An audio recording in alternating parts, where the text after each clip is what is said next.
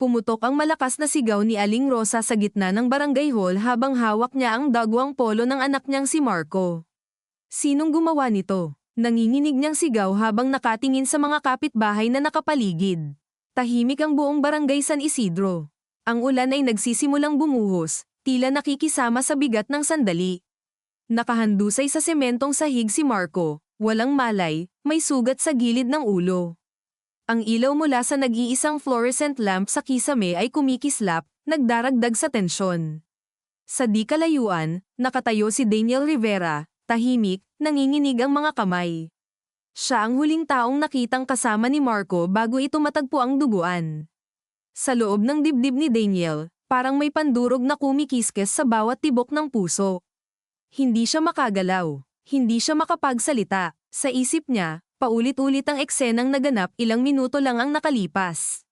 Hindi ko sinasadya, bulong niya sa sarili, pero hindi iyon narinig ng kahit sino. Lumapit ang barangay tanod na si Mang Isko at lumuhad sa tabi ni Marco. Humihinga pa, sabi niya, ngunit mabigat ang tono. Dalhin natin sa ospital agad.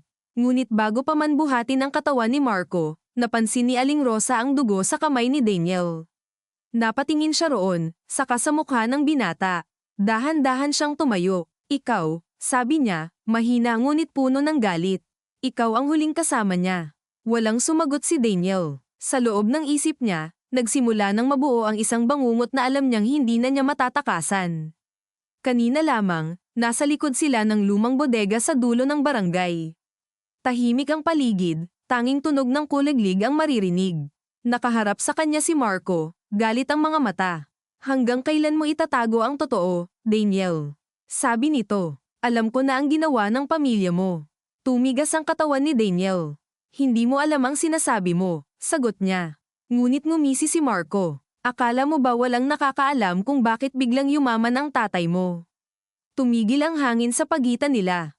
Ang mga salitang iyon ay parang kutsilyong bumiyak sa mga lihim na pilit ng tinatago ng pamilya Rivera sa loob ng maraming taon. Sa sandaling iyon, may sumiklab na takot sa loob ni Daniel. Marco, huwag mong ipakalat yan, sabi niya, halos pakiusap.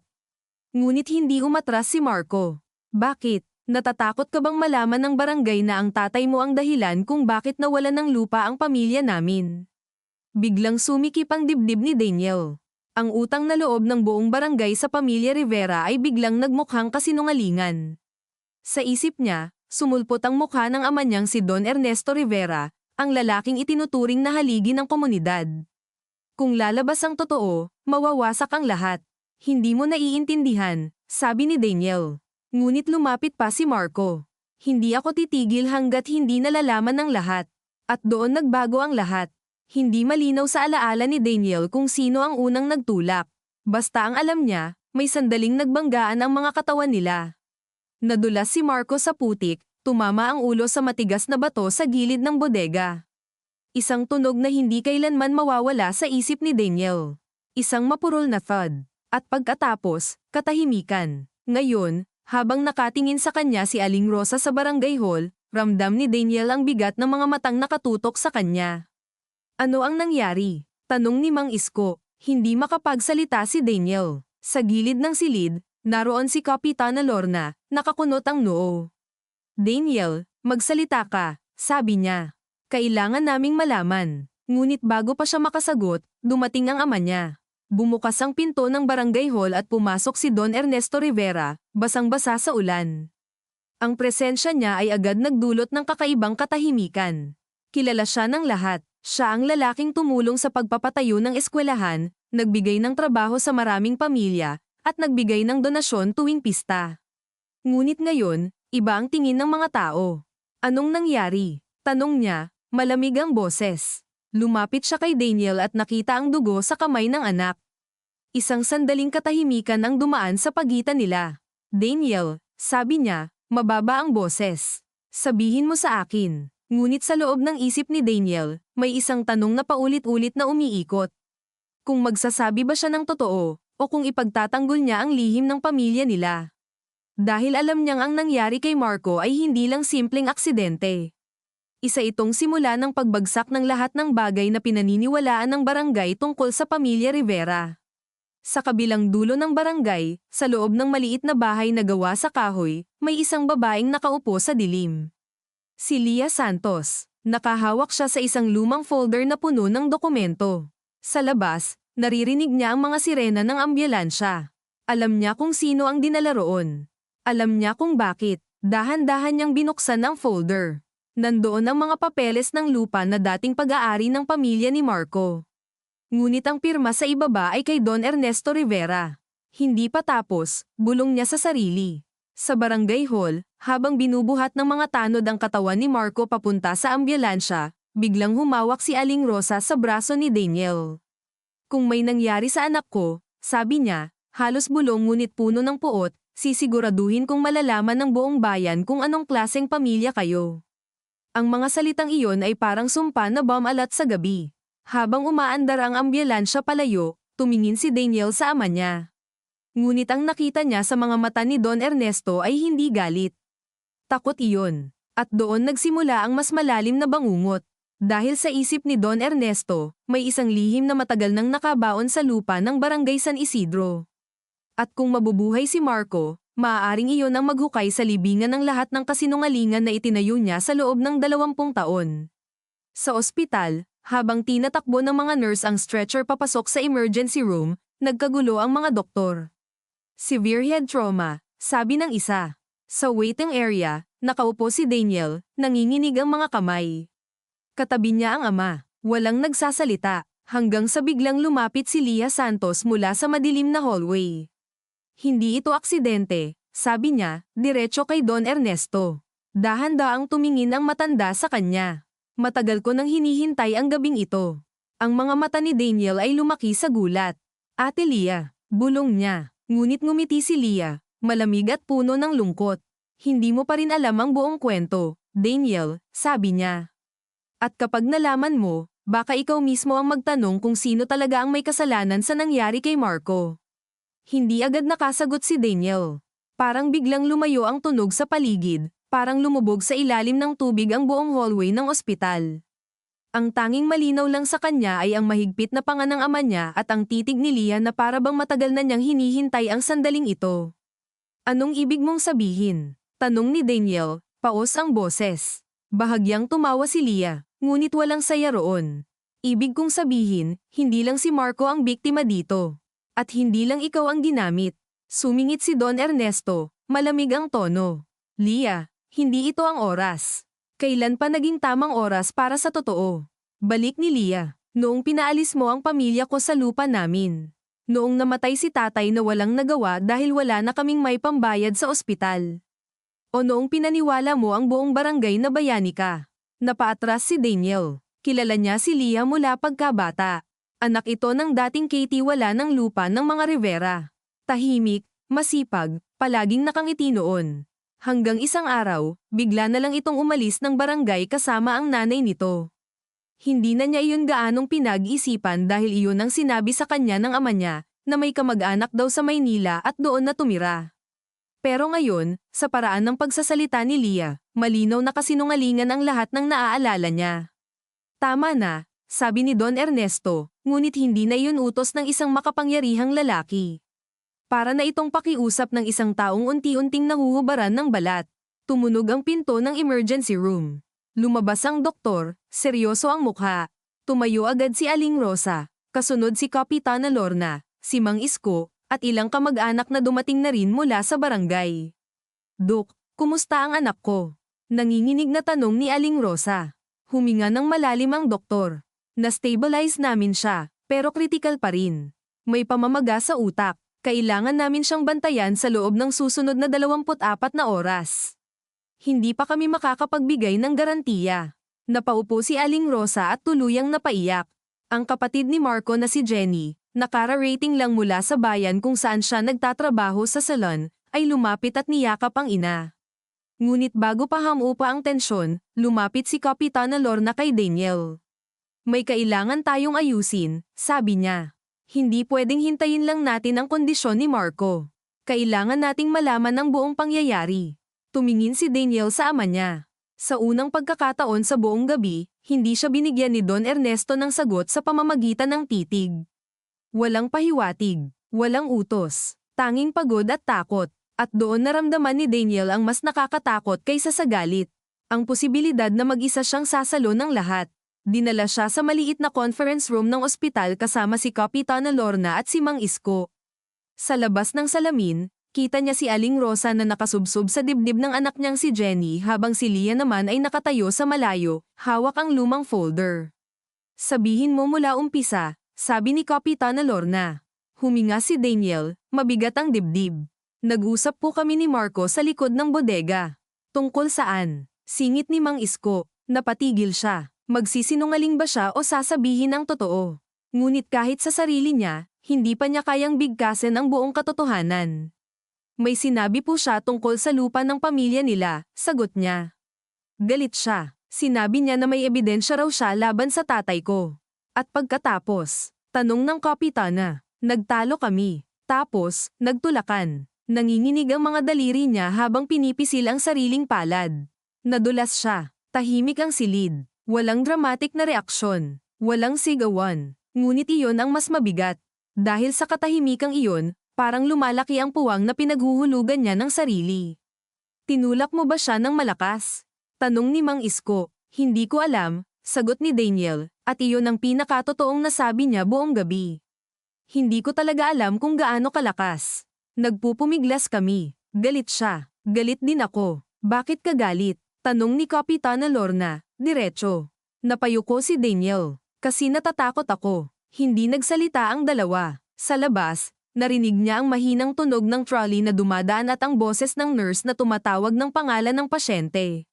Mga simpleng tunog na parang hindi nararapat sa bigat ng gabi. Natakot ako, ulit niya, mas buo na ang boses, na kapag sinabi niya sa lahat ang alam niya, masisira ang pamilya ko. At alam mo bang totoo ang sinasabi niya? Tanong ng kapitana. Kumirat ang sentido ni Daniel. Ilang beses na niyang tinanong iyan sa sarili niya mula nang mabasa niya ng palihim ang ilang papeles sa opisina ng ama niya 2 taon na ang nakalipas. Mga Xerox ng titulo, deed of sale, mga lagda, mga petsa. Hindi niya naintindihan noon ang buong detalye. Pero naalala niyang magkaibang pangalan ang nasa isang dokumento at sa isa pang papel ay tila may sapilitang bentahan. Nang tanungin niya ang ama, iisa lang ang sagot nito. May mga bagay na hindi pa kayang intindihin ng kabataan. Noon, pinili niyang manahimik. Dahil anak siya. Dahil may utang na loob siya sa amang nagpalaki sa kanya ng maayos. Dahil ang totoo, natakot siyang baka totoo nga. May mga bagay po akong nakita noon, sabi niya sa wakas. Pero hindi ko alam ang lahat. Napapikit si Kapitana Lorna. Bilang kapitana ng barangay sa loob ng 6 na taon, sanay na siya sa mga away lupa, utang, bugbugan, mga lihim na umiikot sa iisang kanto at muling bumabalik sa parehong pamilya. Ngunit ang pangalang Rivera ay ibang usapan. Iyon ang apelyidong nagbibigay ng scholarship, bumibili ng gamot sa health center, at tumutulong sa mga nasunugan. Kung babagsak ang pangalang iyon, hindi lang isang pamilya ang masasaktan. Pati ang balanse ng buong komunidad. Ngunit mas mabigat din sa kanya ang sariling konsensya. Dahil marami na rin siyang narinig noon, mga bulong tungkol sa mga Santos, sa mga Morales, sa lumang lupa sa tabing ilog na biglang naging pag-aari ng kumpanya ni Don Ernesto. Hindi lang niya tinutulan. Minsan, hindi na niya tinanong. Hindi sapat ang kalahating katotohanan, Daniel, sabi niya.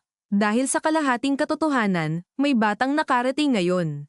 Samantala, sa loob ng Aiko Corridor, tahimik na nakaupo si Don Ernesto sa dulo ng bakal na bangko. Sa unang tingin, mukha siyang matatag pa rin, pero sa loob, isa-isa nang kumakales ang mga tornilyo ng mahabang taon niyang pagtatayo ng imahe. Naalala niya ang gabing una niyang pinirmahan ang mga papeles ng lupa. Hindi niya iyon ginawa dahil likas siyang masama, paulit-ulit niyang sabi sa sarili sa loob ng maraming taon. Ginawa niya iyon dahil baon sa utang ang pamilya nila noon, dahil may sakit ang asawa niyang si Elena, dahil kailangan niyang mabuhay ang anak niyang si Daniel na 7 taong gulang pa lamang at madalas dapuan ng hika. Ang orihinal na may-ari ng lupang iyon ay si Teodoro Santos, ama ni Leah, na noon ay desperado ring humanap ng pera. Ngunit ang bentahan ay hindi patas. Alam iyon ni Ernesto, masyadong mababa ang halaga. At nang magdalawang isip si Teodoro, siya na mismo ang gumamit ng impluwensya, ng abogado, ng takot, at ng mga taong kayang magpakalat ng tsismis para mapilitang pumirma ang lalaki. Hindi niya direktang tinutukan ng baril. Hindi niya sinuntok, ngunit alam niyang ginipit niya hanggang mawalan ng pagpipilian. Ilang buwan pagkaraan, namatay si Teodoro. At simula noon, hindi na siya muling nakatulog nang walang sandaling biglang gising dahil sa pakiramdam na may nakatingin sa kanya mula sa paanan ng kama. Napagod ka na bang magkunwari? Tanong ni Leah mula sa harap niya. Hindi niya namalayang lumapit ito. Wala kang alam sa pinagdaanan ko, sagot ni Ernesto. At ikaw, sabi ni Leah, ilang beses mo bang sasabihin iyan sa sarili mo para gaman ang ginawa mo? Umigting ang panga niya. Tinulungan ko rin kayo pagkatapos. Utang na loob. Mahinang tawa ni Leah. Iyon ba ang tawag mo sa mumu matapos mong kunin ang buong tinapay? Hindi nakasagot si Ernesto. Dahil sa kaibuturan niya, alam niyang tama ito. Sa kabilang bahagi ng ospital, nasa CR si Daniel, nakasandal sa malamig na pader, pilit pinipigilan ang pagduwal. Nakikita pa rin niya ang mukha ni Marco bago ito bumagsak. Hindi ang dugong sumunod, kundi ang titig nitong puno ng pagkadismaya. Hindi simpleng galit, para bang sinabi ng tingin iyon, akala ko mas mabuti ka. At iyon ang mas mahirap dalhin. Hindi niya minahal si Marco, pero lumaki silang magkaibigan. Magkaaway minsan, pero may panahon ding magkasama silang lumangoy sa sapa, magnakaw ng mangga sa kabilang bakuran, at mag-inuman sa piyesta habang nangangarap na makaalis sa barangay. Sa lahat ng taong pwedeng masaktan dahil sa mga lihim ng pamilya niya, hindi niya akalaing si Marco ang mauunang matamaan ng kamay niya. Umalingaw-ngaw ang pagkatok sa pinto. Daniel, boses ni Jenny. Dahan-dahan niya iyong binuksan. Namumugto ang mga mata ng dalaga, pero matatag ang tindig. Pwede ba tayong mag-usap? Tumango siya. Nagpunta sila sa dulo ng hagdanan kung saan walang gaanong tao. Mababa ang boses ni Jenny ngunit diretso. Sabihin mo sa akin ang totoo. Huwag mo nang iisipin ang pamilya mo. Huwag mo nang iisipin ang barangay. Sabihin mo sa akin kung sinadya mo. Parang sinaksak si Daniel sa tanong. Hindi. Mabilis niyang sagot. Hindi ko sinadya. Tinitigan siya ni Jenny. Pero may tinatago ka. Hindi iyon tanong. Pahayag iyon. Lahat tayo may tinatago, sabi niya, pero alam niyang mahina iyon. Huwag mo kong lokohin, sagot ni Jenny. Alam ko ang kapatid ko. Hindi siya pupunta sa likod ng bodega nang walang dahilan. May nakuha siyang kung ano, hindi ba? Hindi humimik si Daniel. Humugat ng cellphone si Jenny at pinakita ang isang litrato. Nasa screen ang larawan ng ilang papel, kuha mula sa mesa ni Marco. Sinend niya sa akin kaninang hapon, sabi niya. Sabi niya, pag may nangyari sa akin, huwag mong hayaang mawala ta. Biglang nanlamig si Daniel. Nandoon sa litrato ang pirma ng ama niya, pati ang pangalan ni Teodoro Santos at ni Rogelio Morales, isa pang matandang magsasaka na noon ay bigla ring naglaho sa usapan tungkol sa lupa. Saan mo nakuha yan? Bulalas niya. Sa kapatid ko, malinaw naman, matigas na sagot ni Jenny. At malinaw na natatakot ka. Jenny, hindi ko huwag. Tinaas niya ang kamay. Huwag mo muna akong kausapin na parang biktima ka rin. Nasa Aiko ang kapatid ko. Nanay ko halos himatayin sa pag-iyak. Tapos gusto mong intindihin kita. Tumahimik siya. At sa unang pagkakataon mula nang mangyari ang lahat, naisip niya na baka hindi sapat ang salitang hindi ko sinasadya. Baka may mga aksidenteng pinaghahandaan ng mahabang panahon ng pananahimik, at kapag dumating na, hindi mo pwedeng hugasan ang kamay mo sa simpleng pag-amin na hindi mo plinano. Hindi ko alam kung paano aayusin, mahina niyang sabi. Natawa si Jenny, mapait. Hindi mo na aayusin. Sasabihin mo lang ang totoo. Tumalikod siya at iniwan siyang nakatayo sa gilid ng hagdanan, hawak ang railings na tila umiikot sa ilalim ng palad niya. 2:00 na ng madaling araw nang dumating ang pulis mula sa bayan upang kumuha ng paunang salaysay. Hindi pa formal na kaso, sabi nila, pero kailangan ng dokumentuhan ang nangyari. Habang kinakausap si Daniel sa isang maliit na opisina sa ground floor, si Leah naman ay tahimik na nakikipag-usap kay Kapitana Lorna sa vending area. Hindi lang ito tungkol sa away ng dalawang binata, sabi ni Leah. May pattern na ta. Anong pattern? Tanong ni Lorna. Inilabas ni Leah ang laman ng folder. Mga lumang tax declaration, handwritten notes ng ama niya, photocopy ng demand letter mula sa abogado ni Don Ernesto noon, at isang lumang litrato ng tatlong lalaki sa gitna ng palayan. Si Teodoro Santos, si Rogelio Morales, at isang mas batang Ernesto Rivera na nakangiti pa. Tatlong pamilya ang nawalan ng lupa sa parehong paraan, sabi ni Lia. Sa una, may utang. Tapos may alok na bentahan. Kapag tumanggi, biglang may kaso, may banta, o may ibang taong manghihimasok. Ang pamilya namin, umalis. Ang pamilya Morales, nalugmok. Si Mang Rogelio, nalasing ng husto at nalunod daw sa ilog. Iyon ang sabi sa police report. Pero bago siya mamatay, sinabi niya sa tiyahin ko na pinagbantaan siya. Natahimik si Lorna. May ebidensya ka ba niyan? Sapat para magtanong. Sapat para buksan ang lumang kaso. Sapat para sirain ang katahimikan niyo rito sa barangay. Tumingin ang kapitana sa mga papel, saka kay Lia. At bakit ngayon ka lang bumalik? Napahigpit ang kapit ni Lia sa folder. Kasi noon, ako iyong batang takot. Ako iyong anak na sinabihang manahimik para mabuhay kami. Pero ngayong patay na ang nanay ko, wala na akong dahilan para umatras. Saglit siyang huminto, at dahil si Marco ang unang taong naniwala sa akin. Sa loob ng opisina, tinatanong ng pulis si Daniel ng paulit-ulit tungkol sa tulak, sa bato, sa eksaktong posisyon ng katawan ni Marco. Bawat tanong ay parang pinipilit siyang balikan ang eksenang gusto na niyang kalimutan. May nauna bang pisikal na pananakit bago siya bumagsak? Wala. May dala ba siyang armas? Wala. May banta ba siyang sinabi? Sinabi niyang ilalabas niya ang totoo tungkol sa pamilya ko. Sumulat ang pulis, saka tumingin sa kanya. At para sa'yo, sapat na dahilan ba iyon para saktan siya? Napatigil si Daniel. Malinaw na patibong ang tanong, ngunit hindi iyon usapin ng legal lamang. Moral na balagbag iyon sa dibdib. Hindi, sagot niya. Hindi sapat, pero nasaktan mo pa rin. Napayuko siya. Oo, paglabas niya ng opisina, nadatnan niyang gising pa rin ang ama niya, nakatitig sa madilim na bintana ng koridor. Lumapit siya ngunit hindi agad nagsalita. Ang huling ilang oras ay parang naglagay ng maraming taon sa pagitan nilang mag-ama. Tay, sa wakas ay sabi niya. Totoo ba? Hindi kumilos si Ernesto. Anong totoo? Iyong sa lupa, iyong kina Lia, kina Marco, sa mga papel. Mahaba ang katahimikan. Naririnig sa malayo ang mahinang ugong ng aircon at tunog ng paa ng nurse na dumaraan. May mga desisyon akong ginawa noon para mabuhay tayo, sagot niya. Hindi iyon simpleng tanong ng tama o mali. Kumulo ang dibdib ni Daniel. Iyon na naman. Napalingon si Ernesto. Ano? Laging ganyan ang sagot mo. Parang may espesyal na bersyon ng moralidad para sa may pera at may kapangyarihan.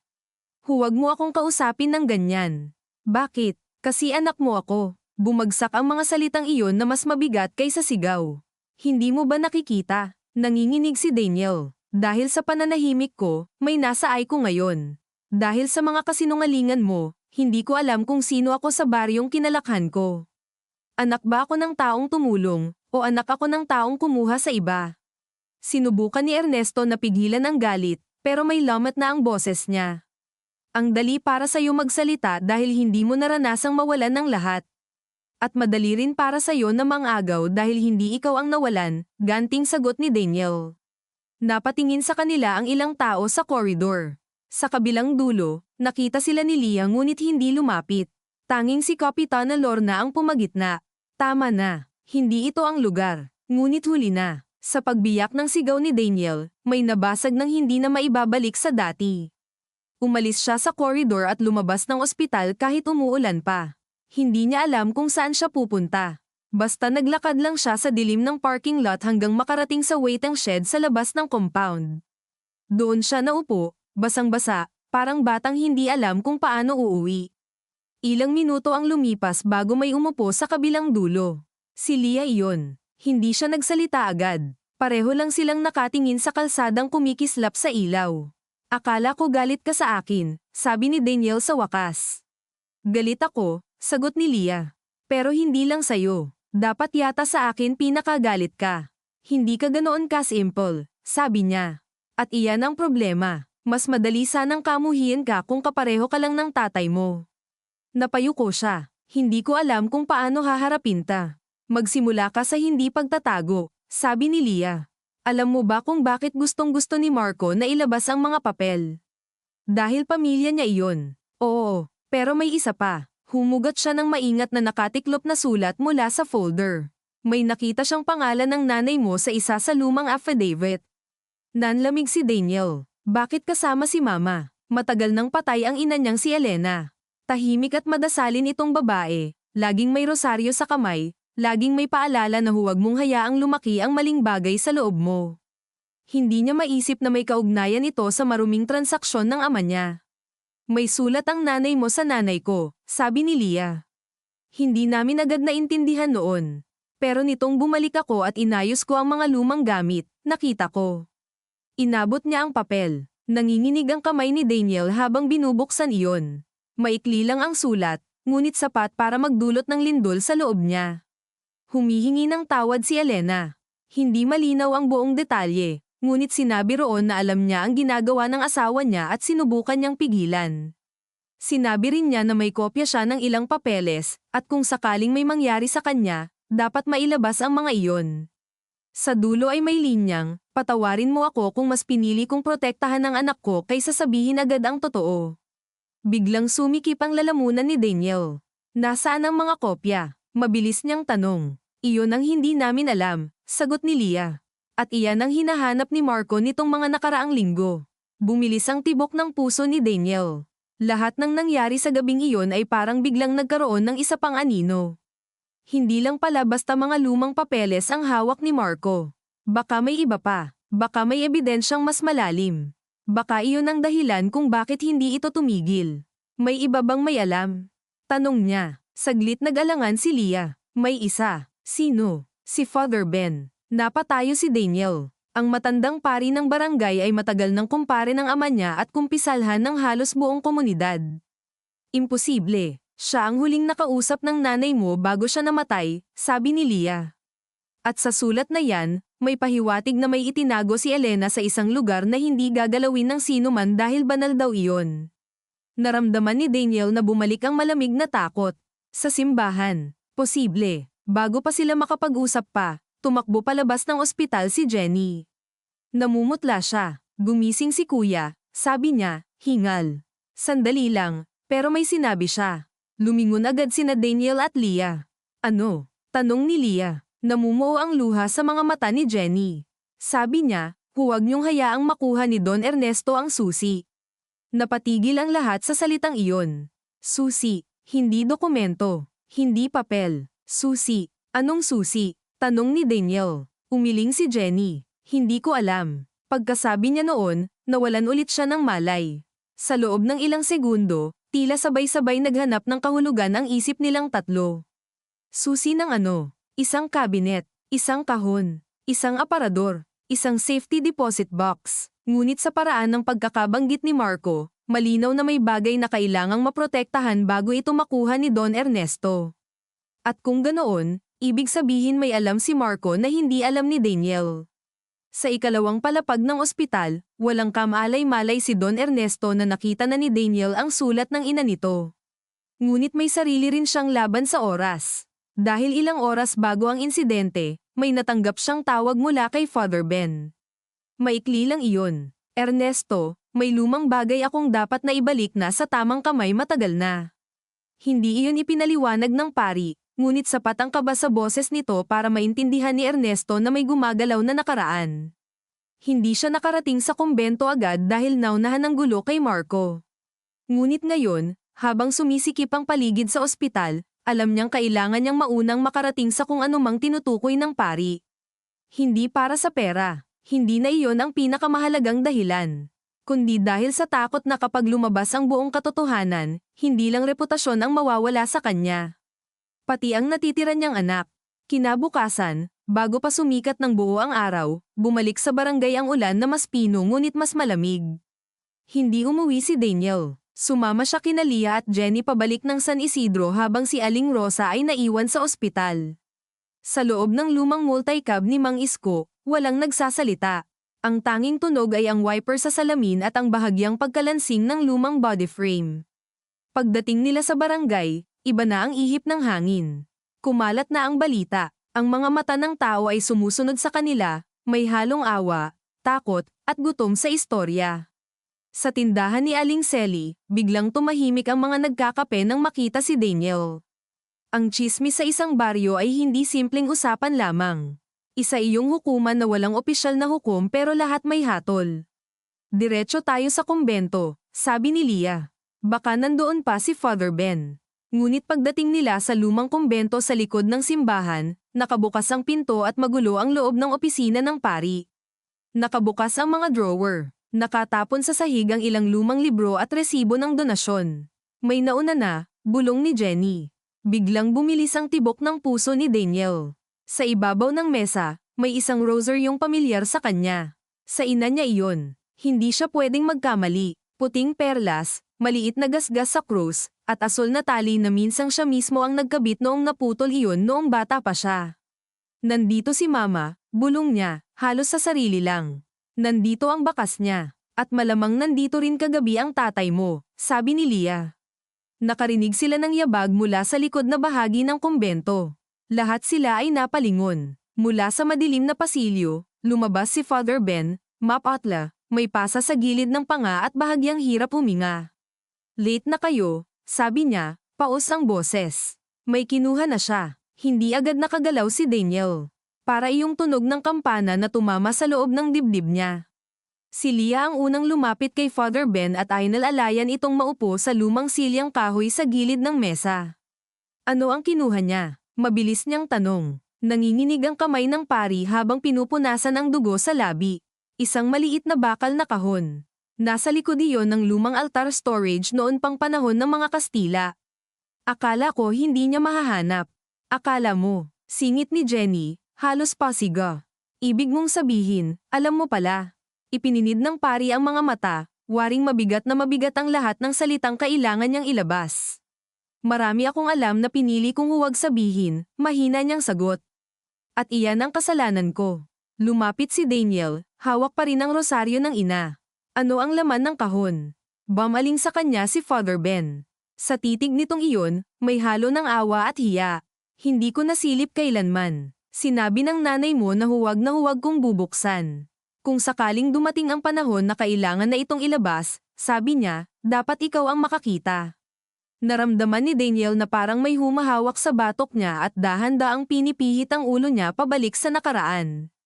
Ang ina niyang tahimik, mahinhin, laging tila may gustong sabihin ngunit hindi tinutuloy, ay biglang nagkaroon ng ibang anyo sa alaala niya.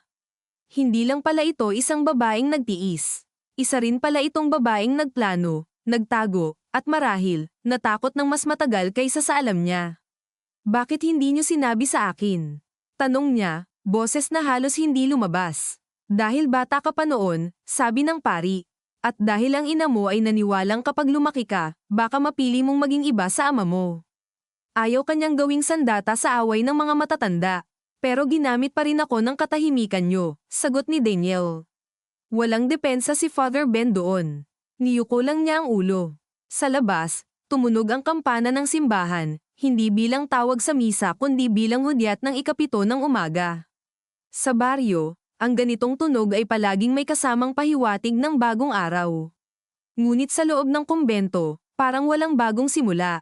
Puro huli ang dating ng lahat. May iba pa ba siyang sinabi? Tanong ni Leah sa pari.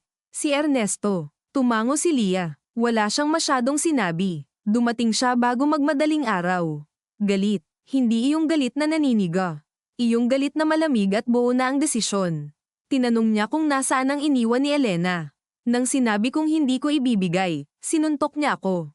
Napahigpit ang panga ni Daniel. Sa isip niya, kahit kailan ay hindi niya nakita ang ama niyang nanakit ng ganoon. Mahigpit, oo. Mapang kontrol, oo. Ngunit hindi iyong literal na nananakit ng isang matandang pari. Iba na ito. Mas desperado. Mas delikado. Paano niya nalaman? Tanong ni Jenny. Hindi ko alam, sagot ni Father Ben. Pero may hinala ako. May isa pang nakarinig sa tawag ko kagabi.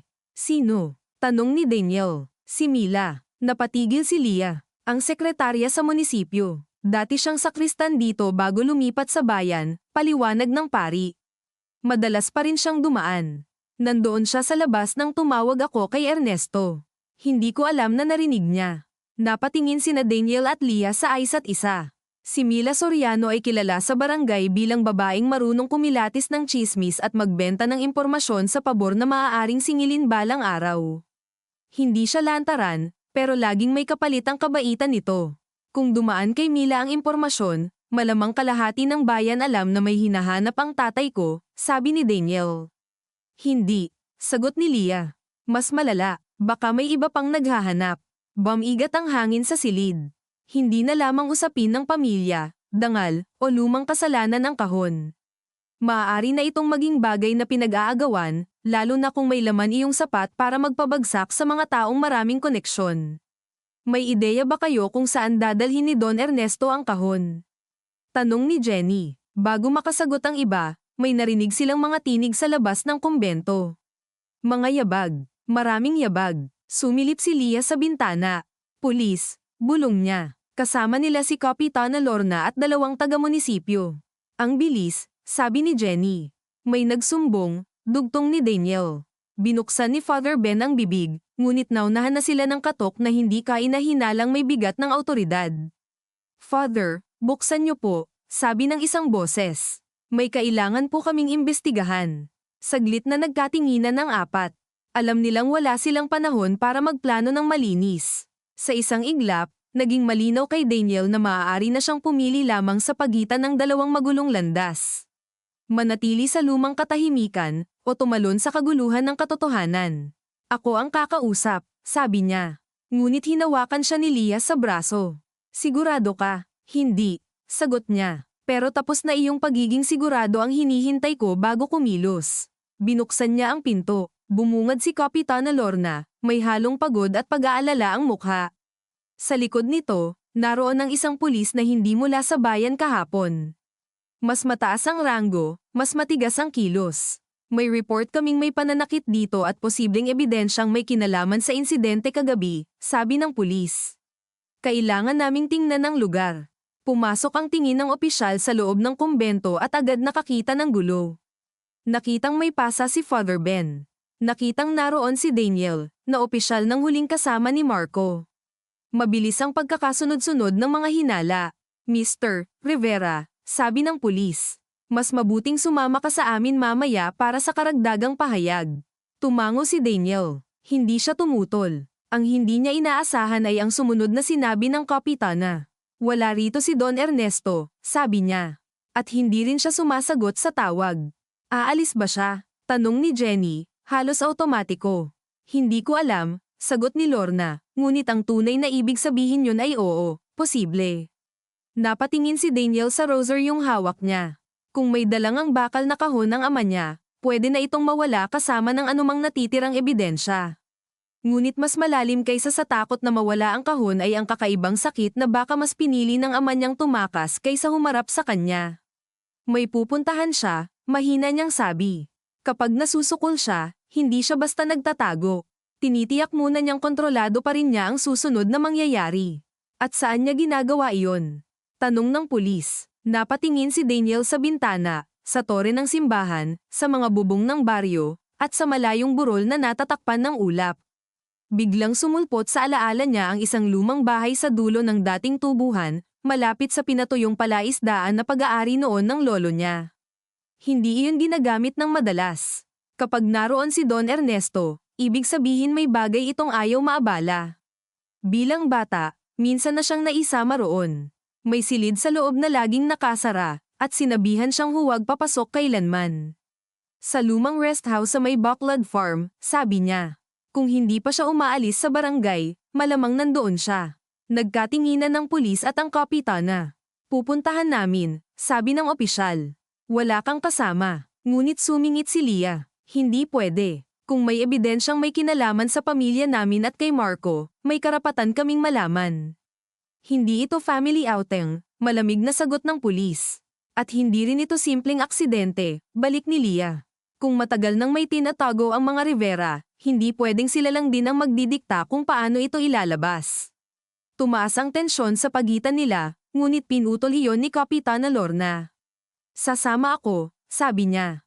At sasama si Daniel. Siya ang may alam ng lugar. Si Leah at Jenny, manatili muna kayo rito. Umigting ang panga ni Jenny. Wala kaming tiwala sa paraan yon ng manatili muna. Ngunit bago pa lumala ang pagtatalo, muling nagsalita si Father Ben. May isang bagay pa. Lahat sila ay napalingon. Hindi lang kahon ang iniwan ni Elena, sabi niya. May bilin din siya noon. Kapag dumating ang araw na mabuksan ang sugat na ito, bantayan ninyo ang lumang kampana. Kampana, ulit ni Lorna. Anong koneksyon ng kampana? Hindi ko alam, sabi ng pari. Akala ko noon, metaphor lang. Pero ngayon, hindi na ako sigurado. Sa halip na lumino ang lahat, lalo lang naging malabo. Ngunit habang umiikot ang mga isip nila sa bagong palaisipan, sa kabilang bahagi ng barangay ay nakaupo si Don Ernesto sa loob ng lumang rest house, hawak ang maliit na bakal na kahon sa ibabaw ng lamesang nara. Madilim sa loob. Ang mga bintana ay kalahating nakasara, pinapasok lamang ang manipis na sinag ng umagang maulap. Sa kanyang tabi ay isang basong hindi niya magawang inuminan. Ilang minuto na niyang pinagmamasdan ang kahon na para bang kaya nitong magsalita kapag sapat ang tindi ng titig niya. Nanginginig ang mga daliri niyang humipo sa kalaw-angin nitong gilid. Hindi ito malaki, kasinlaki lamang halos ng dalawang nakapatong na Biblia. Ngunit ramdam niyang iyon ang pinakamabigat na bagay na nahawakan niya sa tanang buhay niya. Ano pa ba ang itinago mo, Elena? Bulong niya sa kawalan. Naalala niya ang asawa sa mga huling linggo nito sa ospital. Mahina na, payat na, ngunit hindi natakot makipagtitigan sa kanya sa gabing nag-away sila tungkol sa mga santos. Hindi ka naman masamang tao sa simula, sabi noon ni Elena. Pinili mo lang paulit-ulit ang madali para sa sarili mo.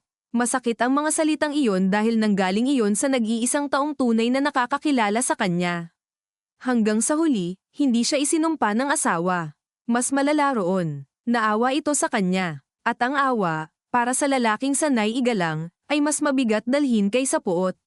Dahan-dahan niyang sinubukang buksan ang kahon gamit ang lumang susi na nakuha niya sa aparador ni Elena ilang taon na ang nakalipas, ngunit hindi iyon kasya. Ibig sabihin, may isa pang susi. Marahil iyon ang tinutukoy ni Marco. Marahil may nakakuha noon bago siya. Marahil kaya nagmamadali ang lahat. Sa sandaling iyon, may narinig siyang pagdating ng sasakyan sa labas.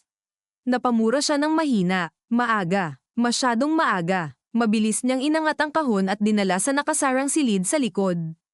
Habang umiikot ang susi sa lumang doorknob, nolanagan niya ang tunog ng makina na tumigil at ng mga pintong bumukas.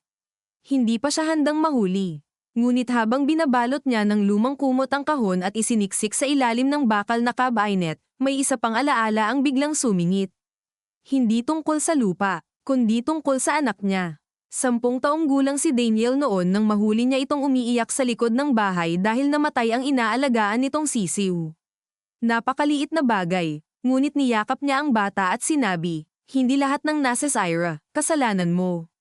Ngayon, ang linyang iyon ay bumalik sa kanya na parang sumpa. Dahil ngayong matanda na si Daniel, maaaring iyon mismo ang pinakamalaking kasinungalingang naituro niya rito. Sa labas, bumukas ang pinto ng rest house. Don Ernesto, sigaw ng pulis. Narito po ba kayo? Dahan-daang tumayo si Ernesto at huminga ng malalim. Sa kabilang panig naman, habang nasa daan papunta sa rest house ang sasakyan ng pulis, hindi mapakali si Daniel. Nakaupo siya sa likod, katabi si Kapitana Lorna. Habang papalapit sila sa bukirin, lalo niyang nararamdaman ang kabigatan ng bawat posibleng mangyari. Maaaring mahanap nila ang ama niya at makuha ang kahon.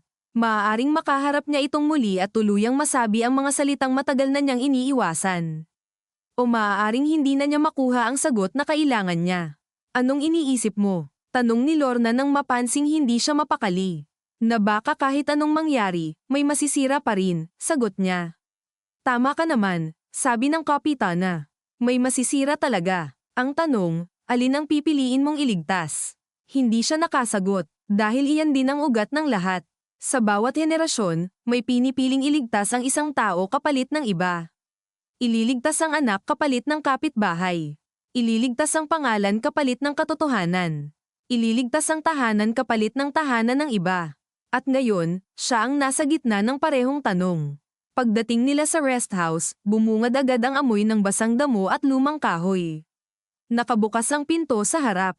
Nakaabang sa gilid ang 2 pulis, habang may isa nang pumasok sa loob.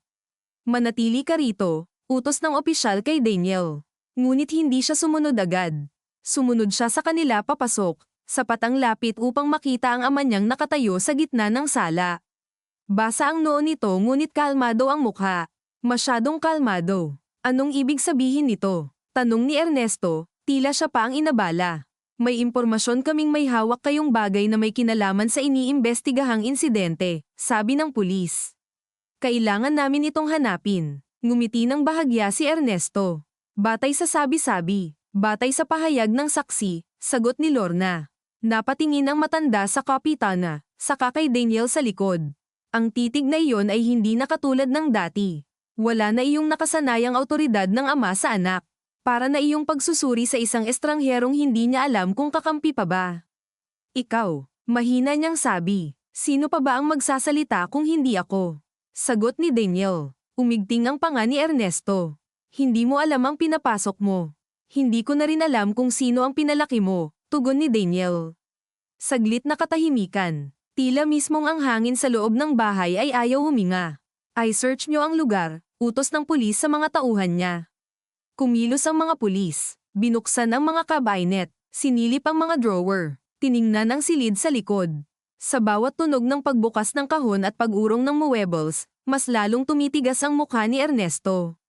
Ngunit higit sa galit, may isang bagay na napansin ni Daniel. Takot na mawalan ng kontrol. Nasaan ang kahon? Tanong ni Daniel, direkta na.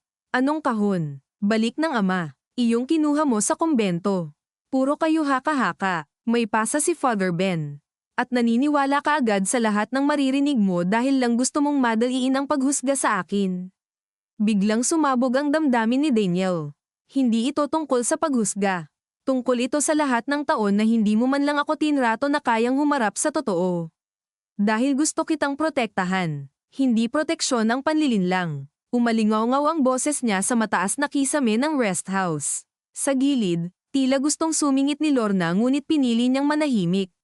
Minsan, alam ng mga taong sanay sa komunidad na may mga laban na kailangang marinig hanggang dulo bago pwedeng pigilan. Kung alam mo lang ang mga pinili kong pasanin para sa'yo, sabi ni Ernesto, mababa ngunit nanginginig. At kung alam mo lang ang mga pinili mong ipasa sa akin, balik ni Daniel. Akala mo ba hindi iyon bumagsak sa akin? Iyong pangalan natin. Iyong pabor ng mga tao. Iyong takot na baka may isang araw na may lumapit at sabihing ninakaw natin ang buhay nila. Sa sandaling iyon, may sumigaw mula sa likod.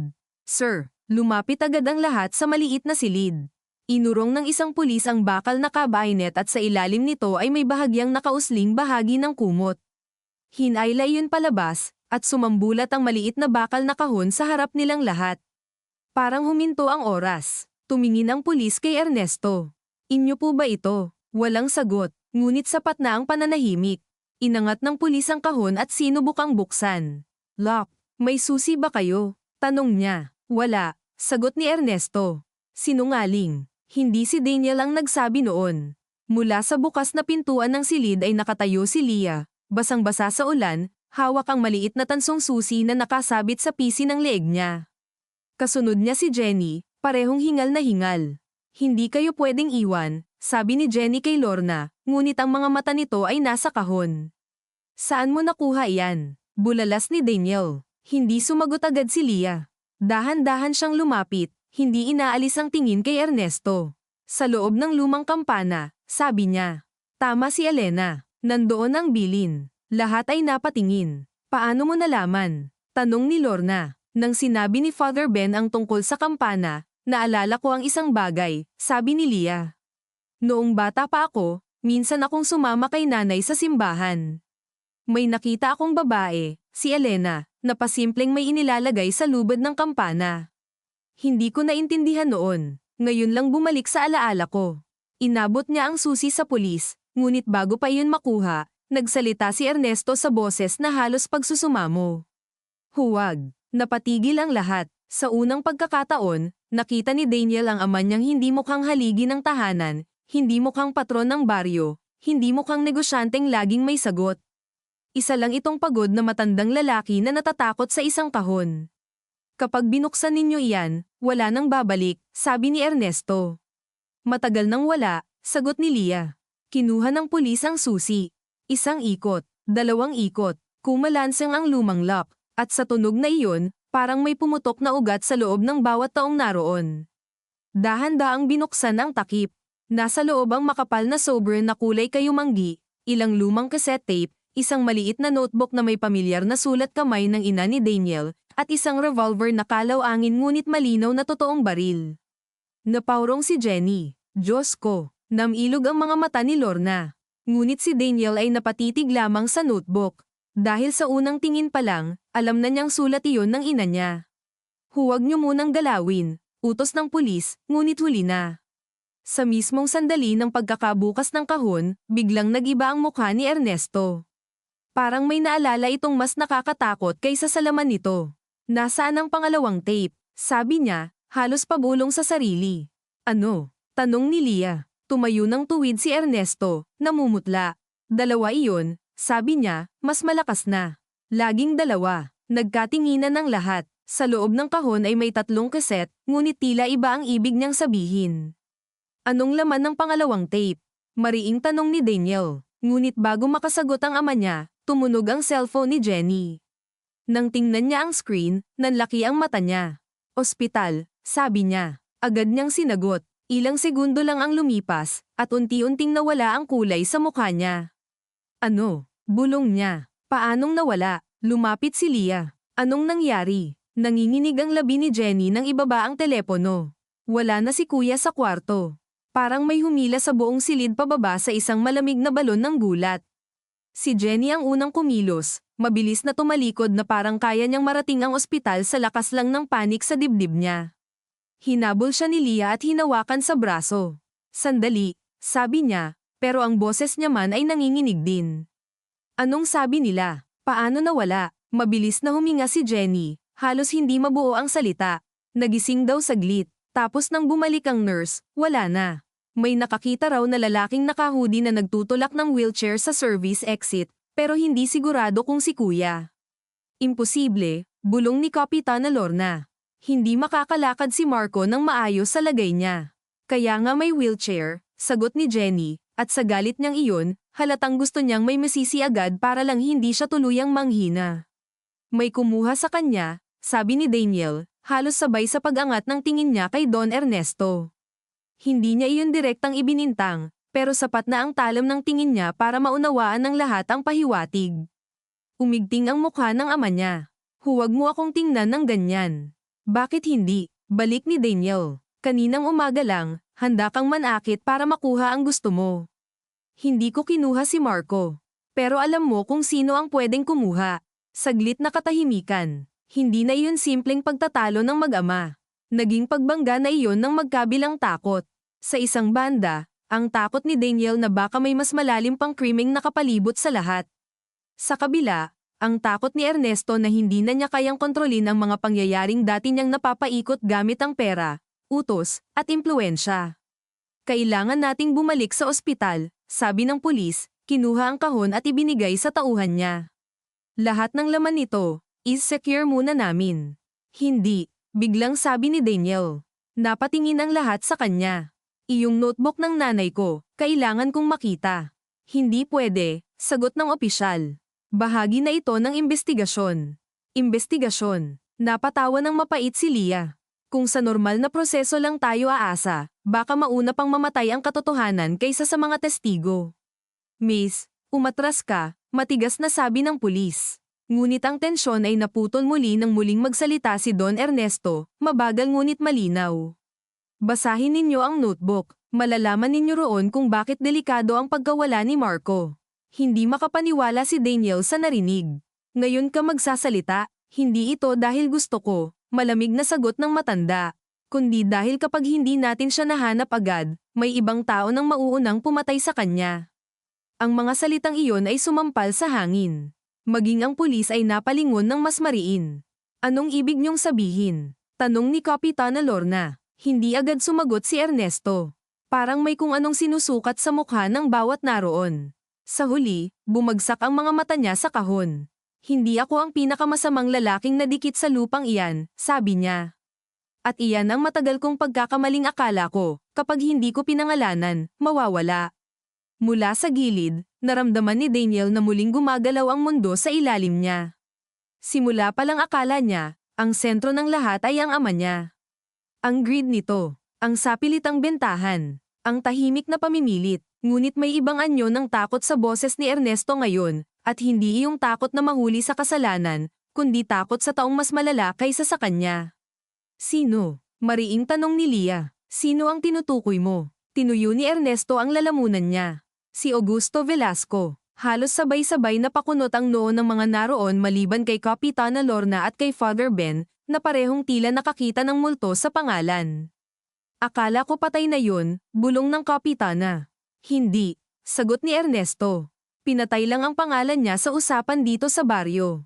Naramdaman ni Daniel na may malamig na daloy ng hangin sa batok niya. Noong bata siya, may iilang gabing naririnig niya ang mga matatanda na binabanggit ng pabulong ang apelyidong Velasco kapag pinag-uusapan ang lumang palaisdaan, ang smuggling sa tabing ilog, at ang dalawang magsasakang hindi na muling nakauwi matapos ipatawag sa isang kubo sa gitna ng asyenda. Pero palaging pinuputol ang usapan kapag may bata nang nakikinig. Ano ang kinalaman niya rito? Tanong ni Jenny, boses na pilit pinatatag. Kasi baka ang kapatid mo ay hindi basta nawawala lang. Baka kinuha siya dahil may nalaman siya tungkol sa tape. Lumingon ang lahat sa mga kaset. Anong laman yan? Tanong ng pulis. Huminga ng malalim si Ernesto. Mga pag-uusap, mga kasunduan, mga boses ng mga lalaking dapat noon pa nakulong. Kasama ka? Tanong ni Daniel. Napapikit siya sandali. Oo, isang salita lang iyon, ngunit sapat para parang pumutok ang natitirang ilusyon sa pagitan nila. Hindi na kailangan ng mahabang paliwanag para maramdaman ni Daniel ang unti-unting pagkawasak ng natitira niyang ipinagkakapit na bersyon ng ama niya. At si Velasco, tanong ni Lia, siya ang financier noon ng ilang bentahan. Hindi siya lantaran, hindi siya pumipirma, pero lahat ng maruming dulo, sa kanya humahantong. At bakit ngayon ka lang nagsasalita? Halos pasiga na si Daniel. Dahil duwag ako, biglang sagot ni Ernesto. Mas mabilis kaysa inaasahan ng lahat.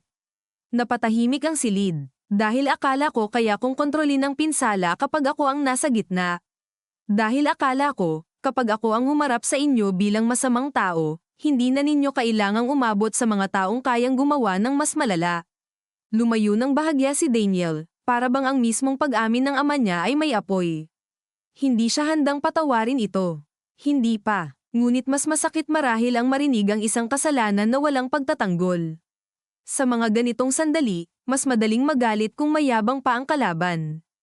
Pero ngayong ibigay na si Ernesto, ang galit ni Daniel ay humahalo sa awa, at iyon ang mas nakakapagod dalhin. Babalik tayo sa ospital, ulit ng pulis. At isasama namin kayo, Mr. Rivera. Isama niyo na rin ako, sabi ni Lia. Kung may kinalaman si Velasco rito, may karapatan kaming malaman. At ako, dagdag ni Jenny. Kapag may nangyari sa kapatid ko habang hinihintay ko lang ang proseso nyo, wala akong patatawarin. Sa huli, wala nang pumihil. Ang biyahe pabalik sa ospital ay mas tahimik kaysa anumang katahimikan na naranasan nila sa buong magdamag. Sa sasakyan ng pulis, magkatapat sina Daniel at Ernesto, ngunit ni isa ay hindi tumingin ng matagal sa isa't isa. Sa pagitan nila ay ang mga salitang napilitan ng lumabas ngunit hindi pa rin sapat para maubos ang pagitan ng dugo at pagkadismaya. Habang umaandar ang sasakyan sa maputik na kalsada, bumalik sa isip ni Daniel ang ina niya. Ang sulat nito, ang pagpili nitong protektahan siya sa pamamagitan ng hindi pagsasabi agad. Ngayon, naiintindihan niya ang sakit ng desisyong iyon, pero hindi pa rin nawawala ang sama ng loob. Dahil may mga lihim na kapag itinago para sa pagmamahal, lumalaki rin at nagiging ibang uri ng pag-ibig na nakakasakal. Sa ospital, magulo ang paligid ng nurses station. Nandoon si Aling Rosa, halos mawalan ng boses sa kakatawag sa pangalan ng anak. Ang ilang nurse ay balisa. May isa pang guard na pinagpapawisan habang inuulit sa pulis ang nakita niya. Hindi ko po masyadong nakita ang mukha, sabi nito. Nakamask, pero matangkad. Mukhang lalaki. Kinuha niya raw sa room habang nagpapalit ng IV sa kabilang bed ang nurse. May CCTV. Tanong ng pulis. May dalawa po sa corridor at isa sa likod, pero hindi malinaw ang service exit kapag umuulan. Agad silang nagtungo sa maliit na security room. Sa monitor, butil-butil ang kuha, Nangingitim ang ilang bahagi dahil sa bagsak ng ulan at putol-putol na koneksyon. Ngunit may nakita sila, isang figure na naka-hoodie, nagtutulak ng wheelchair. Nakayuko ang taong nakaupo rito, may kumot na nakatakip. Hindi makita ang mukha, pos mo riyan, sabi ni Leah. Lumapit siya sa screen, halos idikit ang mukha sa monitor.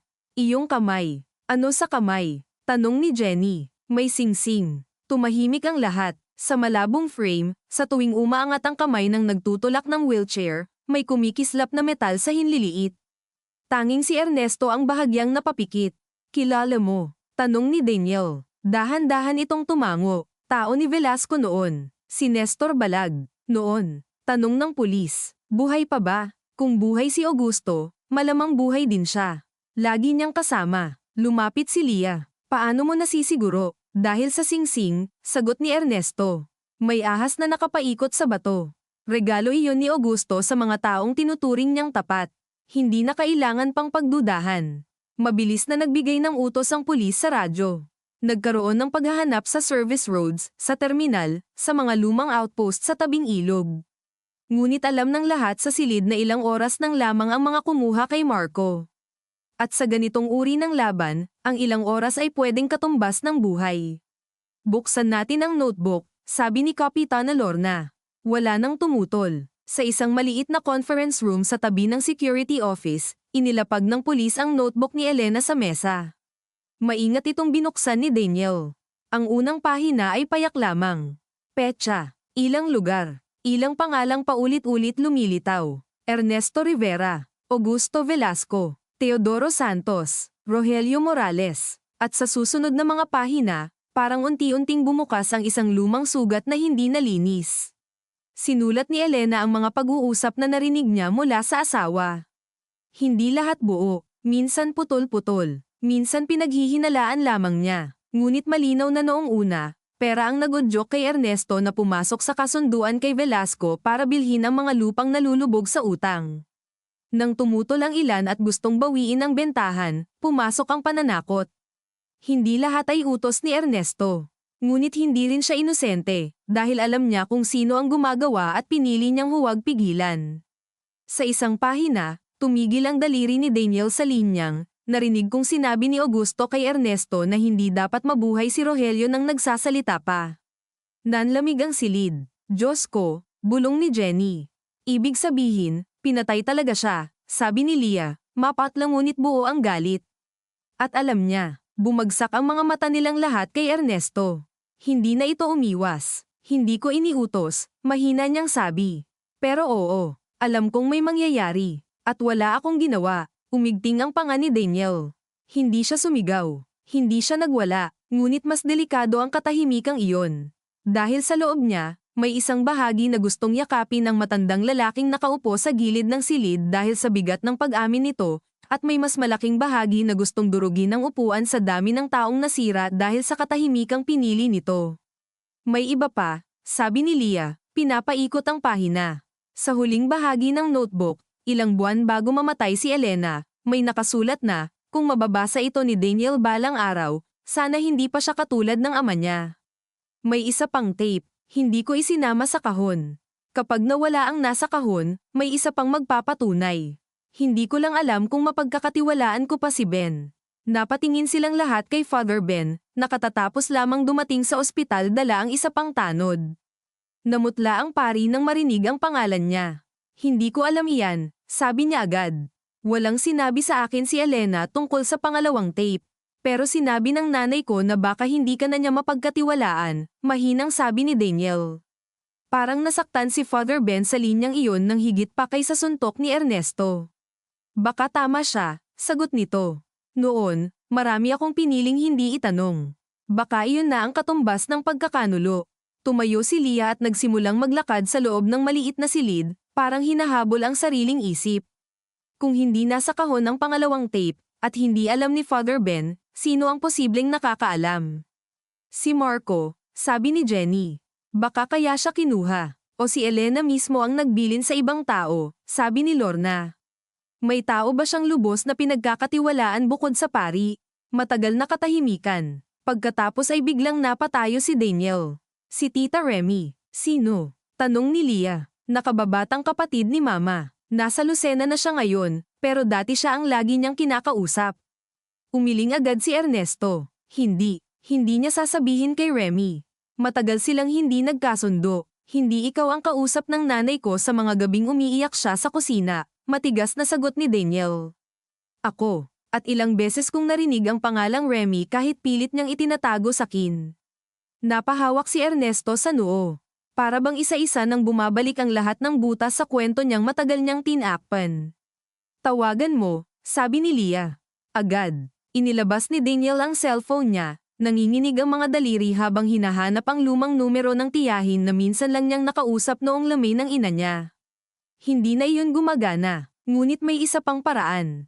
Tinawagan niya ang pinsan niyang si Mika na nasa Maynila. Makalipas ang ilang minuto, nakuha niya ang bagong numero. Nang tumawag siya, ilang ring muna ang lumipas bago may sumagot na matandang boses na pagod ngunit matalim pa rin. Hello, Tita Remy, si Daniel po. Saglit na katahimikan. Daniel, halatang nabigla ang babae. Bakit ka tumawag? Hindi niya alam kung paano sisimulan nang hindi mukhang baliw ang lahat. Sa huli, pinili niya ang totoo. Tungkol po kay Mama, at sa bagay na itinago niya. Sa kabilang linya, narinig niya ang biglang paghinto ng hininga ng tiyahin niya. Nasaan ka? Sa ospital sa bayan. Huwag na huwag kang magsasalita sa telepono tungkol dyan, mabilis na sabi ng babae. May nakikinig. Naramdaman ng lahat sa silid ang panibagong lamig. Tita, may tao pong kumuha kay Marco. Kailangan naming malaman kung nasaan ang alam ko kung ano ang hinahanap mo, putol ni Remy. Pero hindi ligtas sa inyo riyan. May tao sa loob mismo ng munisipyo na nagpapasa ng impormasyon. Halos sabay-sabay na palingon sina Leah at Lorna. Sino? Tanong ni Daniel. Ngunit bago pa makasagot ang tiyahin, may narinig silang kaluskos sa kabilang linya, sa kamahinang boses ng lalaking tila may kausap sa malayo. Biglang bumilis ang hininga ni Remy. Makinig ka sakin, sabi niya, pabulong na. Pumunta ka sa lumang bahay ng mga Santos sa likod ng Maysan. Nasa ilalim ng altar ang naputol ang linya. Tita, sigaw ni Daniel. Tita, wala na. Tinawagan niya ulit, hindi na sumagot. Ano ang sinabi niya? Tanong ni Jenny. Sa lumang bahay ng mga Santos, sagot niya. Napatingin silang lahat kay Leah. Namutla ito. Wala nang nakatira roon, sabi niya. Sinunog iyon halos kalahati 10 taon na ang nakalipas. May natira bang altar? Tanong ni Daniel. Dahan-daang tumango si Leah. Meron. Pinabayaan na lang. Sabi ng nanay ko, huwag gagalawin dahil iyon na lang ang natira sa unang bahay namin. Sumingit ang pulis, hindi na maitago ang pagkadismaya sa sitwasyon. Hindi pwedeng kanya-kanyang alis kayo. Delikado na ito, ngunit bago pa siya makapaglatag ng plano, may isang nurse na kumatok sa pinto, takot ang mukha. Sir, may iniwang sobre sa desk para kay Mr. Daniel Rivera. Agad kinuha iyon ni Daniel. Walang pangalan ang nagpadala, basa ng ulan ang gilid. Nang buksan niya, isang maliit na papel lang ang laman. Nakasulat sa maikling sulat kamay, kung gusto mong mabuhay si Marco, dalhin mo ang notebook at ang 3 tape sa lumang bahay ng mga Santos bago mag-alas 5 ng hapon. Mag-isa ka. Kapag may pulis, patay siya. Kasunod nyo na isang Polaroid picture. Nakapiring si Marco, nakaupo sa isang silyang plastik, duguan pa rin ang bandang ulo ngunit mulat ang mga mata. Sa likod niya ay lumang yero at isang pader na kahoy na may itim na marka ng paso. Hindi. Bulong ni Jenny, sabay takip sa bibig. Buhay siya, sabi ni Leah, ngunit ang ginhawang iyon ay agad nalunod sa panik. At ginagamit nila siya. Sinubukang kunin ng pulis ang larawan at sulat, ngunit napaatras si Daniel ng kusa. Hindi pwedeng sila ang magdikta, sabi ng opisyal. Trap iyan. Alam ko, sagot ni Daniel. Pero kung hindi ako pumunta, pwede tayong mag-set up ng surveillance. At kung may tao nga sa loob ng munisipyo. Singit ni Leah. Ibig sabihin, alam din nila kapag gumalaw kayo. Naging mabigat ang katahimikan. Ito ang klase ng sandaling walang tamang sagot, puro antas lang ng pinsalang pipiliin. Ako ang pupunta, sabi ni Daniel. Mabilis tumutol si Jenny. Hindi, baka ikaw din ang patayin nila. At kung hindi ako pupunta, si Marco ang mamamatay. Bakit ikaw? Dahil ako ang gusto nilang kausapin. Ako ang anak ni Ernesto. Napatingin sa kanya ang ama. Sa mukha nito, unang sumulpot ang lantad na takot para sa anak at hindi para sa sarili. Hindi ka pupunta mag-isa, sabi ni Ernesto. Tama na, dahil sa mga desisyon ko, sapat na ang napahamak. At anong gagawin mo? Malamig na tanong ni Daniel. Ililigtas mo ba ako tulad ng pagligtas mo sa lahat noon? Sa pamamagitan ng panibagong pagtatago. Kahit kamuhiin mo ako, hindi kita hahayaang sila ang pumatay. Wala ka ng karapatang magdesisyon para sa akin. Ang mga salitang iyon ay muling bumagsak sa pagitan nila. Ngunit bago pa lumala, nagsalita si Leah, tahimik ngunit matalim. Pareho kayong hindi pwedeng gumalaw ng padalos-dalos. Iniisip nyo bang tungkol lang ito sa inyo? Kapag napunta sa kamay nila ang notebook at tape, hindi lang si Marco ang mawawala. Pati ang tanging patunay. Tumingin siya kay Daniel, saka kay Jenny. Kaya kailangan nating magplano ng hindi lang puso ang ginagamit. At anong plano? Tanong ni Lorna. Huminga ng malalim si Leah. Gagamitin natin ang gusto nilang makita. Bumaling ang mga mata sa kanya. Hindi natin dadalhin ang totoong notebook at tape, sabi niya. Gagawa tayo ng kapalit, at kapag binuksan nila agad. Tanong ng pulis. Kaya kailangan nating malaman muna kung saan eksakto nila dadalhin si Daniel. Iyong Polaroid, tingnan niyo ang likod. Binaliktad ni Jenny ang larawan. May bahagyang naka-imprint na pangalan ng photo booth supplier sa bayan, ngunit hindi iyon mahalaga. Mas mahalaga ang manipis na pulang alikabok na damaykit sa puting border. Galing iyan sa luma nilang bahay, sabi ni Leah. May ganong kulay ang abo at lupa sa lugar na sinunog. Ibig sabihin, nandoon si Marco. Tanong ni Daniel. Posible. O dinala lang doon para sa litrato. Hindi sapat ang posible, sagot ng pulis. Ngunit sa tono nitong iyon, halata ring wala siyang mas maayos na ideya. Tumayo si Father Ben mula sa gilid at lumapit, hawak ang rosaryong nasa bulsa. May bagay na hindi pa natin sinasabi, sabi niya. Kung pupunta kayo sa lumang bahay ng mga Santos, dapat niyong malaman kung ano talaga ang nasunog doon noon. Napalingon si Leah. Akala ko aksidente. Iyon ang sinabi natin sa lahat, sagot ng pari. Pero ang totoo, may nagtangkang maghanap na noon ng tinago ni Elena. At may nasugatan. Nanlaki ang mata ni Daniel. Sino? Bumaba ang tingin ng pari. Ang nanay mo. Nagdilim ang paningin ni Daniel sa bigat ng revelasyong iyon. Hindi siya basta nagkasakit lang ng tuluyan, dugtong ni Father Ben. Noong gabing iyon, nagpunta siya sa lumang bahay para ilipat ang isang bagay. May sumunod sa kanya. Hindi ko nalaman kung sino. Pagdating ko, may sunog na. Nailabas ko siya, pero simula noon, lalo nang humina ang katawan niya. Walang makapagsalita. Para kay Daniel, parang may mga bagong piraso ng alaala na biglang naghanap ng hugis. Ang ina niya na minsang umuwi ng may paso sa kamay at sinabing napaso lang sa kumukulong sabaw. Ang ilang gabing hirap itong huminga at biglang napapapikit sa sakit. Ang maagang pagkasira ng katawan nito na inisip nilang simpleng karamdaman lang. Bakit hindi mo sinabi? Tanong niya sa pari, boses na halos pandurog. Dahil nangako ako sa kanya, sagot nito. At dahil duwag din ako. Sa pagkakataong iyon, walang sino man sa silid ang malinis sa pagkakaroon ng katahimikang may kasamang kasalanan. Lahat sila, sa iba't ibang paraan, ay may itinago, pinili, o pinalampas. At ang pinakamatinding parusa marahil ay hindi ang legal na kaso o kahihiyan sa baryo, kundi ang makita kung paanong ang bawat tahimik na desisyon ay humantong sa isang kabataang nakagapos sa kung saan at sa isa pang kabataang kailangang pumili kung isusugal ba ang sarili para sa katotohanan o para sa isang buhay. Tumingin si Daniel sa Polaroid, sa notebook, sa ama niya, kay Leah, kay Jenny. Ramdam niya ang bigat ng bawat tingin sa kanya, pero sa unang pagkakataon mula nang magsimula ang bangungot na ito, may malinaw siyang naramdaman sa ilalim ng takot. Hindi kapayapaan, hindi katapangan pa nga, kundi isang matigas na pasya na kung may isa mang bagay na hindi na niya gagawin, iyon ay ang manatiling tahimik habang may ibang nagdurusa dahil sa kasalanang hindi naman nila pinili. Pupunta ako, sabi niya. Pero hindi sa paraan na gusto nila. Pupunta ako, pero hindi sa paraan na gusto nila. Walang nagsalita agad. Sa loob ng maliit na silid, parang lahat ay huminto sa mismong punto kung saan kailangang magpasya kung sino ang pagkakatiwalaan at ano ang handang isugal. Si Jenny ang unang napailing. Hindi sapat ang tapang lang, Daniel. Kapag nagkamali tayo, kapatid ko ang kapalit. Alam ko, Sagot niya, at sa unang pagkakataon mula nang masangkot siya sa lahat ng ito, buo ang boses niya.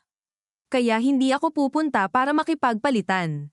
Pupunta ako para tapusin na ito. Napatingin si Leah sa kanya, sinusukat kung salita lang ba iyon ng isang lalaking nalulunod sa guilt o may bago ng tumigas sa loob niya.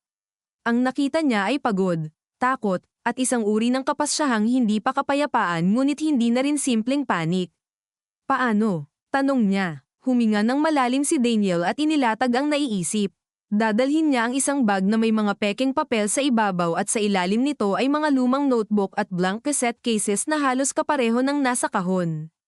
Ang tunay na notebook at mga tape ay mananatili kay Kapitana Lorna at sa pulis, ngunit hindi sa loob ng ospital. Ipapadala ang mga iyon sa ibang sasakyan, patungo sa isang taong hindi konektado sa munisipyo. Kanino? Tanong ng pulis. Tumitig si Daniel kay Father Ben. Sa obispo sa probinsya, o kahit sinong mas mataas sa inyo na hindi kayang bilhin ng baryo. Napabuntong hininga ang pari, may kakilala ako sa diocesan office sa Lucena. Hindi malapit kay Ernesto, at lalong hindi kay Velasco. Tumango si Lorna. Kung ganoon, ako na mismo ang magpapadala sa tao. Hindi, biglang sabat ni Ernesto. Lahat ay napalingon sa kanya. Ako ang magsasabi kung saan maaaring may bantay ni Velasco. Kung dadaan kayo sa highway, makikita kayo. Dumaan kayo sa lumang irrigation road sa likod ng rice mill. Bakit ka namin paniniwalaan? Matigas na tanong ni Leah. Hindi agad sumagot ang matanda. Bumagsak muna ang tingin niya sa mga kamay, saka kay Daniel. Dahil pagod na akong protektahan ng kasalanang ako rin ang gumawa. Walang himig ng pagmamataas sa linyang iyon. Pagod lang. Totoong pagod. Si Daniel ay hindi pa handang patawarin siya, ngunit alam niyang kailangan na nilang gamitin kahit ang sirang tulay kung iyon ang tanging daan palabas sa ilog. Mabilis na gumalaw ang lahat. Sa loob ng 30 minuto, may isang tanod na pinagkakatiwalaan ni Lorna ang umalis sakay ng luma ngunit maasahang motorsiklo, dala ang tunay na notebook, ang 3 tape, at isang liham na pirmado ng kapitana na humihiling ng proteksyon at agarang pagtanggap ng ebidensya. Samantala, si Leah at si Jenny ang naghanda ng bag ni Daniel. Nang makita niyang nanginginig ang kamay ni Jenny habang isinasara ang zipper, marahang hinawakan ni Daniel ang palso nito. Ibabalik ko siya, sabi niya. Napapikit si Jenny. Hindi ko kailangan ng pangako. Kailangan ko lang na sa pagkakataong ito, huwag kang magsinungaling kahit sa sarili mo. Tumango siya. Si Leah naman ay tahimik na may isinuksok sa bulsa niya. Nang kapain niya, isang maliit na pocket knife iyon. Hindi para lumaban, sabi niya. Para kung gapyusin ka. Napatingin siya sa dalaga. Sa mga nakaraang oras, ilang beses na silang nagtalo, nagsuspetsahan, naglatag ng pait na matagal nang nakabaon sa kani-kanilang pamilya. Ngunit sa sandaling iyon, hindi na siya simpleng anak ni Ernesto sa mata ni Leah.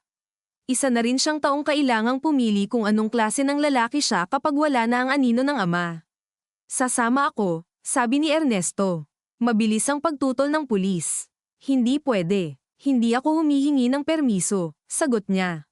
Kapag si Augusto ang nasa likod nito, ako ang gusto niyang makita. Mas lalong delikado kung nandoon ka, singit ni Lorna. At baka ikaw ang dahilan kaya mas magulo. Oo, sabi ng matanda. Ako rin ang posibleng dahilan kung bakit hindi niya agad papatayin si Marco. Hindi na kaimik ang lahat. Dahil sa kabila ng lahat, may bigat pa rin ang katotohanang may utang na dugo at pakinabang si Velasco sa kanya. Sa huli, nagpa siya ang pulis na mag-set up ng palihim na perimeter sa paligid ng lumang bahay ng mga Santos, ngunit malayo at hindi agad papasok hanggat hindi kinakailangan. Kapag may naglik nito, patay ang hostage, sabi ni Leah. Kaya konti lang ang makakaalam. Napatingin ang pulis sa sariling mga tauhan. Maging siya ay hindi na sigurado kung saan nagsisimula ang butas at saan nagtatapos ang tiwala. Bago umalis, hinabol ni Father Ben si Daniel sa koridor. Anak, sabi niya, at ngayon lang tumunog na tunay na matanda at pagod ang pari, kapag humarap ka roon, huwag mong isipin na kailangan mong iligtas ang lahat mag-isa para mabawi ang ginawa mo. Hindi ganyan tinutubos ang kasalanan. Tinitigan siya ni Daniel. Paano, Father? Matagal bago sumagot ang pari. Sa pagsasabi ng totoo kahit masakit. Sa pagpili ng tama kahit may mawala. Minsan, iyon lang. Sumakay si Daniel sa lumang pickup na gagamitin niya. Katabi niya sa unahan si Ernesto. Sa likod, nakatagong sasakyan ng pulis sa mas malayong distansya. Hindi sila halos nag-usap habang bumabagtas sa maputik na daan papunta sa dating bahay ng mga Santos. Sa labas, ang hapon ay kulay abo. Ang mga puno ng niyog ay sumasabay sa hangin na parang mga matang nanunood. Ang lumang baryo na kinalakhan niya ay tila naging ibang lugar, isang lupang puno ng mga bakas na hindi niya nabasa noon dahil pinili siyang panatilihing bulag. Noong bata ka, biglang sabi ni Ernesto nang hindi tumitingin sa kanya, tuwing sumasakit ang hika mo, nagdarasal ang nanay mo na huwag mo raw mamana ang takot ko. Hindi agad sumagot si Daniel. Anong ibig niyang sabihin? Na ang isang duwag, sabi ng matanda, ay hindi lang iyong umiiwas sa suntok. Iyong kayang manahimik habang may nasasaktan para lang hindi siya mawala sa komportableng buhay. Napakagat ng loob si Daniel sa lalamunan. At minana ko ba? Oo, sagot ni Ernesto. Hindi siya nakailag doon, pero may pagkakataon ka pang itigil. Ang tapat na sagot na iyon ay mas masakit kaysa kung nagsinungaling pa ang ama niya. Sa pagdating nila sa lumang bahay ng mga Santos, halos lulubog na ang araw sa likod ng mga maysan. Ang bahay ay mas kahoy na kalansay na lang kaysa tahanan. May ilang pader pang nakatayo, maitim sa paso. Ang altar sa dating sala ay naroon pa rin, baluktot ngunit buo ang maliit na krus sa ibabaw.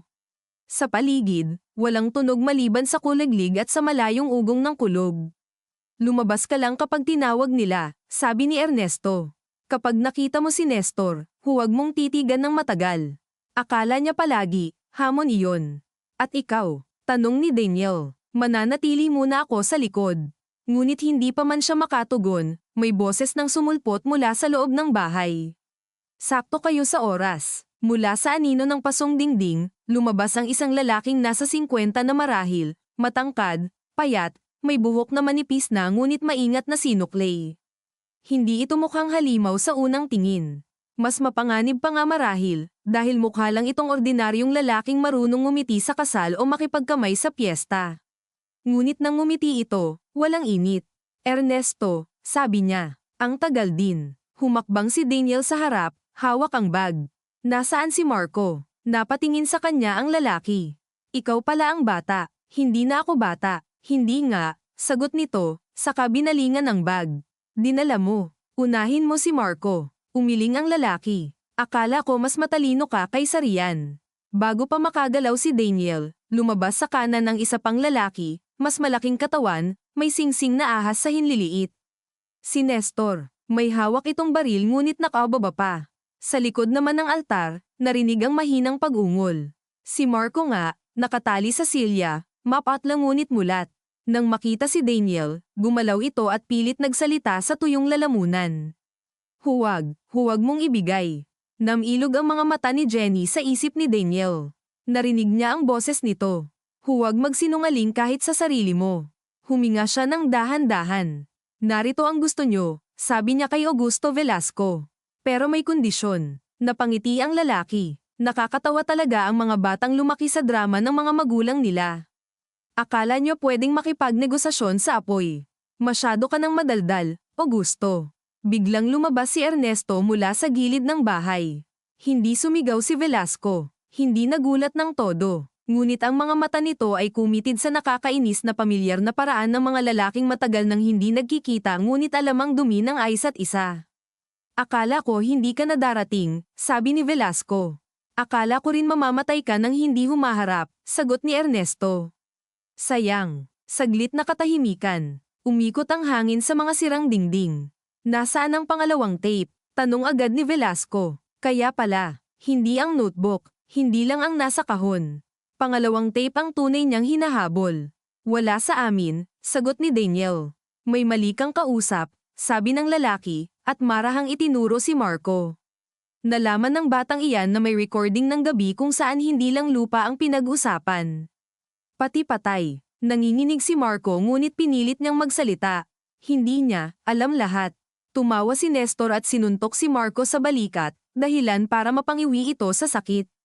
Tama na. Sigaw ni Daniel, umabante ng isang hakbang. Itinaas agad ni Nestor ang baril. Isa pa, malamig na sabi nito, at ikaw ang uupo sa tabi niya. Mula sa gilid, Nakita ni Daniel ang banayad na kilos ng ama niya, ang bahagyang taas ng kamay na parang senadoryas na huwag muna. Matagal nang hindi siya naniniwala sa desisyon ni Ernesto, ngunit sa sandaling iyon, napagtanto niyang alam pa rin nito ang wika ng mga lalaking nasa harap nila.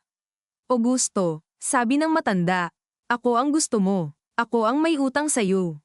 Pakawalan mo ang mga bata. Mga bata, napangisi si Velasco. Ernesto, ang ganda pa rin ng paraan mong paliitin ang pinsala. Parang kung tawagin mo silang mga bata, mabubura ang katotohanan sila na ngayon ang nagbabayad. Napalunok si Daniel. Tama ito, kahit manggaling sa maruming bibig.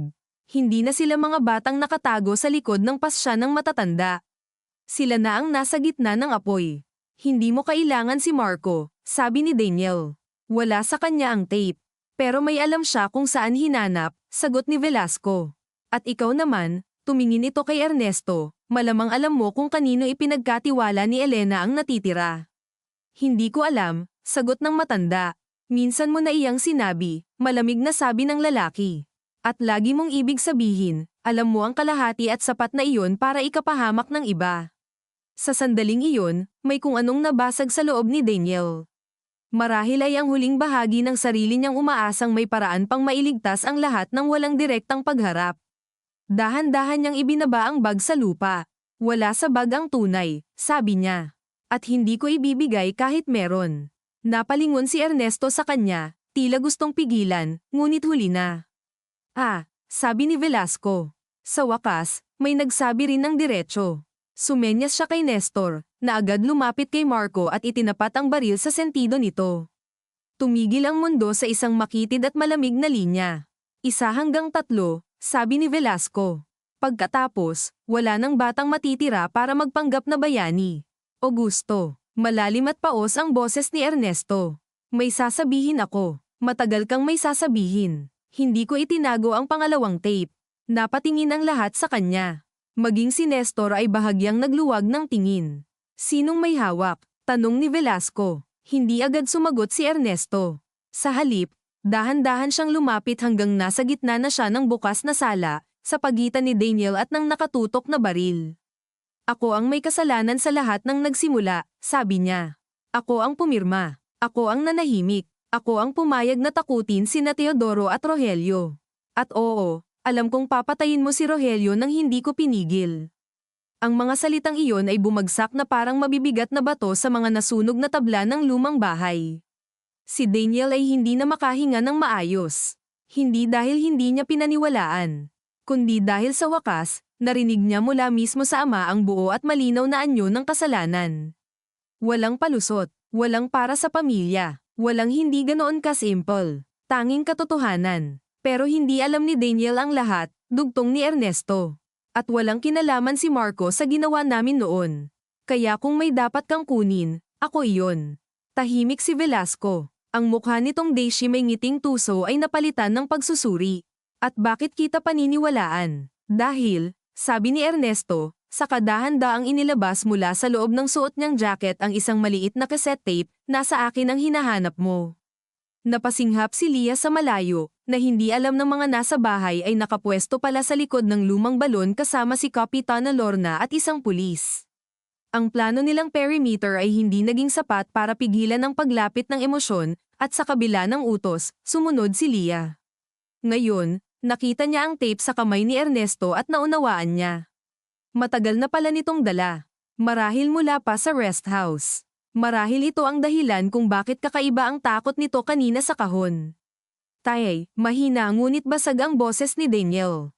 Hindi lumingon si Ernesto. Hindi ko na maayos ang buhay na sinira ko, sabi ng matanda. Pero maaari kong itigil na rito ang pagpasa.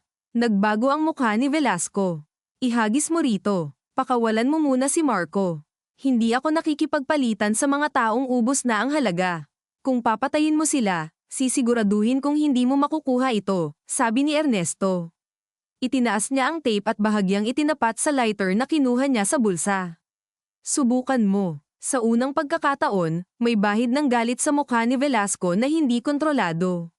Akala mo ba hindi kita kayang barilin bago mo sindihan? Kaya mo, sagot ni Ernesto. Pero mabagal ka na. Halos kasabay noon ay ang pagkidlat ng galaw. Itinapon ni Ernesto ang lighter sa gilid, hindi sa tape kundi direkta sa mukha ni Nestor. Saglit lang ang gulat, ngunit sapat. Sumugod si Daniel kay Marco habang umalingaw-ngaw ang unang putok. Hindi niya alam kung sino ang unang bumaril. Ang alam lang niya, biglang gumuho ang kontrol ng mga segundo. Naramdaman niyang may dumaan na hangin sa tabi ng tenga niya, saka ang malakas na pagsalpok ng katawan sa katawan nang itulak niya ang silya ni Marco palayo. Sa kaliwa, nakita niyang bumagsak si Ernesto sa isang tuhod, hawak ang tagiliran.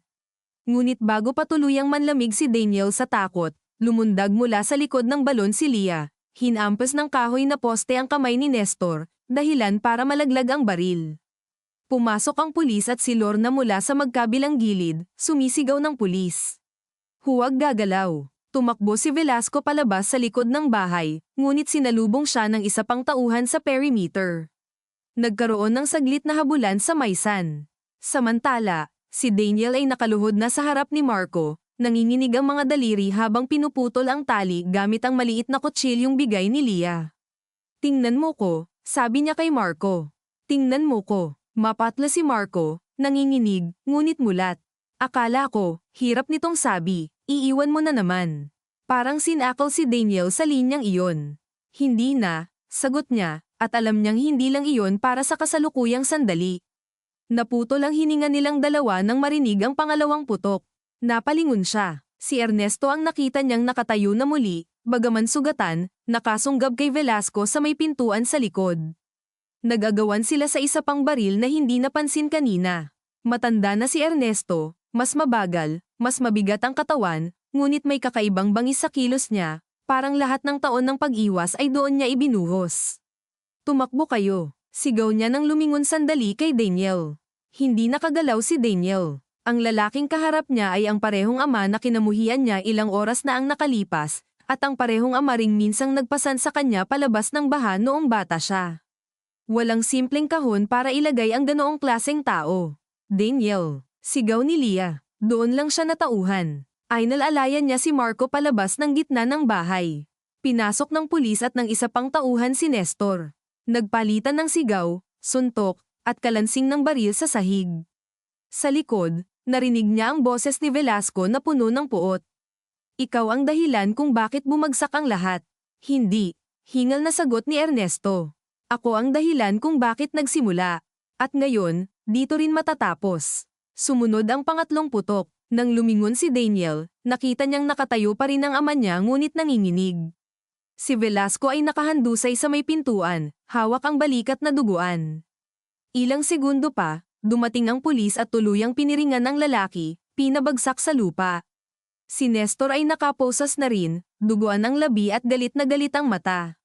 Sa unti-unting paghupa ng gulo, sakalang naramdaman ni Daniel ang kirot sa sariling braso at tuhod, ang pagod, ang bigat ng hangin, at ang mas mabigat pa roong katahimikan matapos ang karahasan. Tay, lumapit siya kay Ernesto, na ngayoy unti-unti nang nawawala ng kulay. Dugo ang tumatagos sa pagitan ng mga daliri nito sa tagiliran. Tingnan mo ko, sabi ni Daniel, halos kapareho ng sinabi niya kay Marco kanina. Bahagyang ngumiti ang matanda, mapait ngunit may kakaibang luwag. Hindi ko akalaing maririnig ko pa yan sa'yo. Huwag ka munang magsalita, makinig ka. Hinawakan ni Ernesto ang pulsuhan ng anak. Mahina na ang kapit, ngunit malinaw ang intensyon. Sa ilalim ng altar, napatingin si Daniel sa lumang altar ng bahay. Anong nasa ilalim? Iyong kopya, sulat ng nanay mo, lahat. Napapikit si Daniel. Kaya pala, kaya rito sila pinapantay hindi lang para sa exchange. Dito pala itinago ang natitirang patunay. Bakit hindi mo sinabi agad? Kasi, bahagyang natawa ang matanda kahit namimilipit sa sakit, lagi akong nahuhuli sa tama. Sumisigaw sa malayo ang mga tao. Dumating na sina Jenny at ang ambulansya na ipinatawag mula sa bayan. Sa gitna ng pagtakbo ng mga paa at pag-utal ng mga utos, lumuhad si Leah sa harap ng altar at sinimulang baklasin ang nasunog na kahoy. Si Kapitana Lorna ang tumulong. Sa ilalim ng makapal na abo at lumang tabla, may lumitaw na maliit na lata ng biskwit, kinakalawang na rin ngunit buo. Nang buksan iyon, naroon ang mga sobre na binalot ng plastik, ilang lumang litrato, at isang liham na may pangalang para kay Daniel, kapag hindi ko na kayang magsalita. Nanginginig ang kamay niya nang hawakan ang sulat, ngunit hindi niya iyon binuksan agad. Sa sandaling iyon, mas mahalaga ang buhay kaysa lahat ng sagot. Dalhin niyo siya, sigaw ni Jenny, ngunit hindi malinaw kung si Marco ba o si Ernesto ang tinutukoy. Pareho silang isinakay. Sa ambulansya, magkatabing stretcher ang dalawa. Isang matandang ama at isang binatang minsang tinulak ng anak nito sa gilid ng bangin ng katotohanan. Sa tapat nila, nakaupo si Daniel, duguan ng manggas, hawak sa isang kamay ang liham ng ina at sa kabila ang malamig na bakal ng stretcher ni Marco para hindi ito madulas. Si Leah ay nasa tabi ni Marco, si Jenny naman sa tabi ni Ernesto, at sa unang pagkakataon, wala munang nagsisihan. Lahat sila ay pare-parehong pagod na lang at basang-basa sa katotohanang wala nang maibabalik sa dati. Sa ospital, sunod-sunod ang mga pahayag, pag-secure ng ebidensya, at pagdating ng mga opisyal mula sa probinsya nang makumpirmang may matagal nang pinagtatakpang krimen. Kumalat sa buong San Isidro ang balita bago pa man maggabi.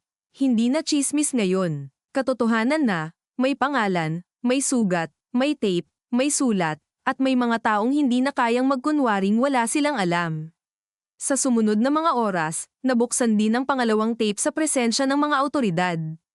Naroon ang boses nina Ernesto at Velasco, mas bata, mas buo ang yabang, pinag-uusapan kung paano tatakutin si Rogelio, paano paiikutin ang papeles, paano pananatilihing utang na loob ng baryo ang bawat maliit na tulong upang walang maglakas loob kamwestiyon sa pundasyon. Habang pinakikinggan iyon, nakaupo si Daniel sa labas ng conference room, hindi na kayang pakinggan hanggang dulo. Hindi dahil nagdududa pa siya, kundi dahil sa bawat salitang galing sa tape, may bahagi ng kabataan niyang nalalaglag. Lumabas si Leah at tahimik na umupo sa tabi niya. Ilang minuto silang hindi nagsalita. Pagkatapos ay marahang sinabi ng dalaga, gumising si Marco. Hiningi ka. Tumayo siya agad. Sa kwarto, mapatla pa rin si Marco ngunit mas malinaw na ang tingin. Nasa tabi nito si Aling Rosa, pagod na pagod ang mukha ngunit wala ng parehong puot ng unang gabi. Pagpasok ni Daniel, hindi agad nagsalita ang sinuman. Pasensya na, iyon lang ang nasabi niya. Alam niyang kulang iyon. Alam niyang hindi sapat sa dugo, sa takot, sa lahat ng muntik nang mawala. Ngunit iyon ang pinakatapat na salita niyang kayang ilabas ng sandaling iyon. Matagal siyang tinitigan ni Marco. Galit pa rin ako sa iyo, paus nitong sabi. Dapat lang, sagot ni Daniel. At baka matagal bago mawala. Baka nga, huminga si Marco ng mabagal. Pero hindi ikaw ang nag-iisang dahilan kung bakit ako nandito. Napapikit si Daniel, ramdam ang pag-init ng mata. Hindi na ako tatakbo sa parte ko, sabi niya. Sa pulis, sa barangay, sa inyo. Hindi na. Tumango si Marco, saka tumingin sa kisame. Ganoon din dapat. Sa kabilang wing ng ospital, mas malalim ang katahimikan. Si Ernesto ay buhay pa, ngunit mahina. Nang payagan si Daniel na pumasok, nadatnan niya ang ama niyang gising ngunit kulang na ang dating tindig. Walang anino ng Don Ernesto Rivera roon. Isa na lang iyong matandang lalaking nakakabit sa dextrose at monitor, hinihintay kung may bukas pa bang ibibigay sa kanya ang katawan at ang batas. Nabasa mo ba ang sulat ng nanay mo? Tanong nito. Umiling si Daniel. Hindi pa. Basahin mo kapag kaya mo na. Lumapit siya sa kama, ngunit hindi pa rin niya alam kung ano ang tamang distansya ng isang anak sa amang nagligtas at sumire sa iisang buhay. Hindi ko alam kung mapapatawad kita, diretsahan niyang sabi. Pumikit si Ernesto, bahagyang tumango. Hindi ko hinihingi, pero ayoko na ring dalhin habang buhay na para bang ako ang huhusga kung may halaga ka pa bilang tao. Dahan-daang binuksan ng matanda ang mga mata. Anong ibig mong sabihin? Napalunok si Daniel. Ibig kong sabihin, haharap ka sa ginawa mo. At ako, haharap din sa akin. Doon natin malalaman kung anong natira. Hindi ngumiti si Ernesto, ngunit may bahagyang lumuwag sa pagitan ng mga kilay niya, parang may bigat na sa wakas ay hindi na niya kailangang akuin mag-isa dahil ipinasa na niya sa batas at sa katotohanan, hindi sa anak. Mas mabuti kang lalaki kaysa sa akin, bulong niya. Napailing si Daniel, sumasakit ang dibdib. Hindi pa, pinipili ko pa lang. Nang gabing iyon, sa wakas ay binuksan niya ang liham ng ina niya habang nakaupo sa chapel ng ospital. Tahimik ang paligid. Mahina ang ilaw mula sa altar. Sa sulat, hindi siya hiningan ng ina niya ng perpektong kabutihan. Hindi siya inutusang magpatawad agad. Hindi rin nito sinabing unawain ang ama niya sa lahat ng ginawa. Sa halip, isinulat nito, "Anak, darating ang panahon na malalaman mo ang mga desisyon naming mga matanda at mapipilitan kang mamili kung sino ang kamumuhian. Sana, bago ka pumili ng taong sisisihin, tanungin mo muna kung anong uri ng katahimikan ang ititigil mo sa sarili mo. Huwag mong sayangin ang buhay mo sa pagdadala ng kasalanang hindi sayo, pero huwag mo ring itangjing nasaktan ka. Ang totoo, hindi laging negal iligtas. Minsan, wawasak muna siya. Pero pagkatapos noon, may pagkakataon ka nang magtayo ng bagay na hindi nakasandig sa takot." Habang binabasa iyon, hindi siya umiyak ng malakas. Hindi teleseryeng paghagulgol ang lumabas sa kanya, kundi iyong mabigat at tahimik na pagluha ng isang taong sa wakas ay natanggap na hindi niya kailangang pumili sa pagitan ng pagkamuhi at pagmamahal bilang iisang buo lamang. Pwede palang magmahal at masaktan. Pwedeng hindi pa magpatawad at hindi rin magbulag-bulagan. Pwedeng amining anak siya ng isang lalaking nagkamali ng malaki, at piliing hindi maging ganoon ding klase ng tao. Sa mga sumunod na araw, binuksan ang kaso laban kay Augusto Velasco, kay Nestor, at kay Ernesto Rivera. Hindi naging madali, may mga abogado, may mga dati pang kakampi.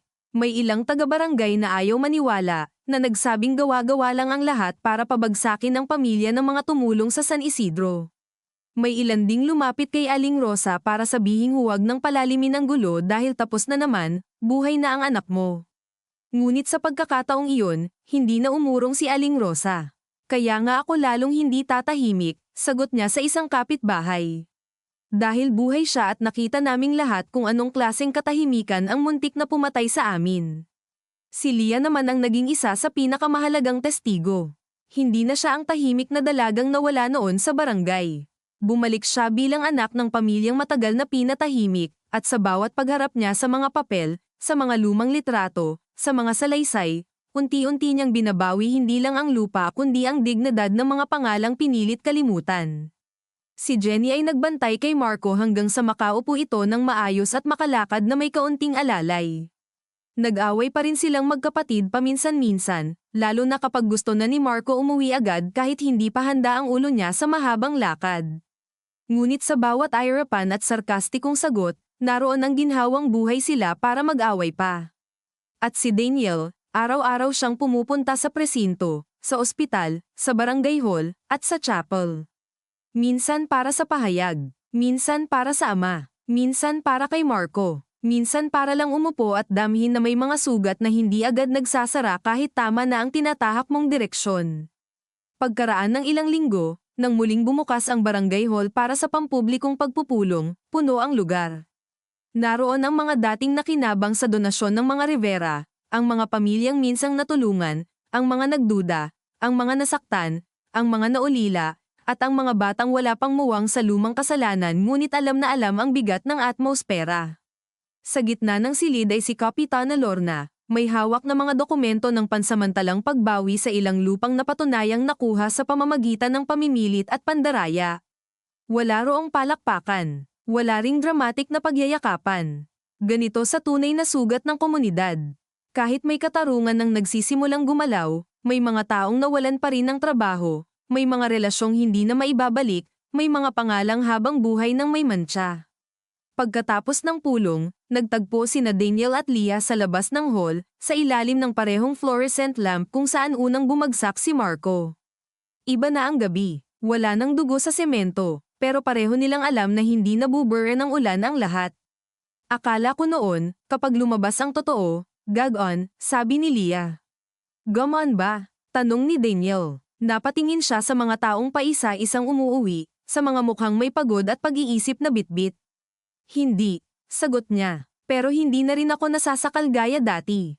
Tumango si Daniel. Siguro iyon na muna ang pinakamalapit sa kapayapaan. Sa di kalayuan, lumabas si Marco mula sa hall, marahan pa ang lakad ngunit wala ng alalay. Nang magtama ang mga mata nila ni Daniel, walang malaking eksena. Lumapit lang si Marco at tumabi sa kanila. "Uuwi na kami," sabi nito. Sabi ni nanay, "Kapag nagtagal pa raw ako rito, mag-iinarte na naman ako." Napangiti si Lia. Si Daniel naman ay bahagyang napangiti rin, ang unang ngiti niyang hindi gawa sa nerbiyos sa loob ng mahabang panahon. "Marco," Sabi niya, alam kong. Itinaas ng binata ang kamay. Huwag muna. Huwag mong sayangin sa mahabang sorry. Napatigil siya. May oras para dyan. Hindi ngayon. Tumingin si Marco sa barangay hall, saka sa kalsadang basa pa rin mula sa ambon. Ang mahalaga, sa susunod na may mali, walang tatahimik. Hindi iyon kapatawaran. Hindi rin pagkakaibigan agad. Ngunit sapat na marahil sa gabing iyon ang isang pangungusap na hindi puno ng galit. Habang papalayo sina Marco at Leah, nanatiling nakatayo si Daniel sa ilalim ng ilaw. Sa isip niya, naroon pa rin ang lahat ng hindi pa naayos. Ang kaso ng ama niya ay haharap pa sa mahabang proseso. Ang pangalan ng pamilya nila ay hindi na kailanman maibabalik sa dati. Marami sa barangay ang hindi pa rin siya kayang tignan ng walang duda. At sa loob niya mismo, may mga gabi pang gigising siya sa tunog ng pagbagsak ni Marco sa bato, sa sigaw ni Aling Rosa, sa boses ng ina niyang matagal nang nawala. Ngunit sa unang pagkakataon, hindi niya naisip na kailangan niyang takasan ang mga tunog na iyon. Bahagi na iyon ng katotohanan niya. Hindi sentensya, kundi paalala. Na ang pagmamahal na walang katapatan ay nagiging kulungan. Na ang katahimikan, kapag mali ang pinoprotektahan, ay anyo rin ng karahasan. At na ang pamilya, gaano man kahalaga sa kulturang kinagisnan nila, ay hindi dapat gawing dahilan para ilibing ang tama sa ilalim ng utang na loob at hiya. Mula sa likod niya, marahang lumapit si Aling Rosa. Hindi niya namalayang naiwan din pala ito sa hall. Nagulat siya nang tumabi ito. Matagal bago nagsalita ang matanda. Anak ka pa rin ng tatay mo, sabi nito, hindi bilang akusasyon kundi simpleng katotohanan. Nagsimulang sumikip ang dibdib ni Daniel. Opo, pero hindi ka lang anak niya. Tumingin siya sa matanda, pagod ang mga mata nito, may natitirang lungkot, at marami pang pagdududa marahil. Ngunit hindi puot ang naroon. Patunayan mo araw-araw, sabi ni Aling Rosa. Hindi sa salita, sa pagpili. Tumango si Daniel, hindi makapagsalita. Umalis si Aling Rosa at sumunod sa anak niya. Naiwan siyang mag-isa sa ilalim ng ilaw, sa parehong lugar na nagsimula ang pagsabog ng lahat. Ngunit ngayon, hindi na siya parehong tao. Hindi dahil gaman ang mundo, kundi dahil sa wakas, tumigil na siyang umasa sa malinis na ending. Ang nakuha nila ay hindi happy ending. Isang ama ang nakakulong sa mga desisyong siya rin ang gumawa. Isang barangay ang kailangang matutong mabuhay matapos mabasag ang halijing inasahan nito. Isang pamilya ang hindi na mabubuo sa dati nitong anyo. At ilang kabataang pinilit maging saksi sa kasalanan ng mga nauna sa kanila. Ngunit may isang bagay na hindi rin kayang kunin ng sakit na iyon. Ang pagkakataong pumili ng ibang paraan. Sa malayo, tumunog ang kampana ng simbahan. Hindi na iyon parang babala. Hindi rin lubos na ginhawa. Isa lamang itong tunog ng pagpapatuloy. At sa ilalim ng madilim ngunit bukas na langit ng San Isidro, huminga ng malalim si Daniel Rivera, saka nagsimulang maglakad pa uwi sa bahay na hindi na pareho, sa baryong hindi na pareho, dala ang pangalang hindi na niya itatago pero hindi na rin niya hahayaang magdikta ng uri ng taong magiging siya.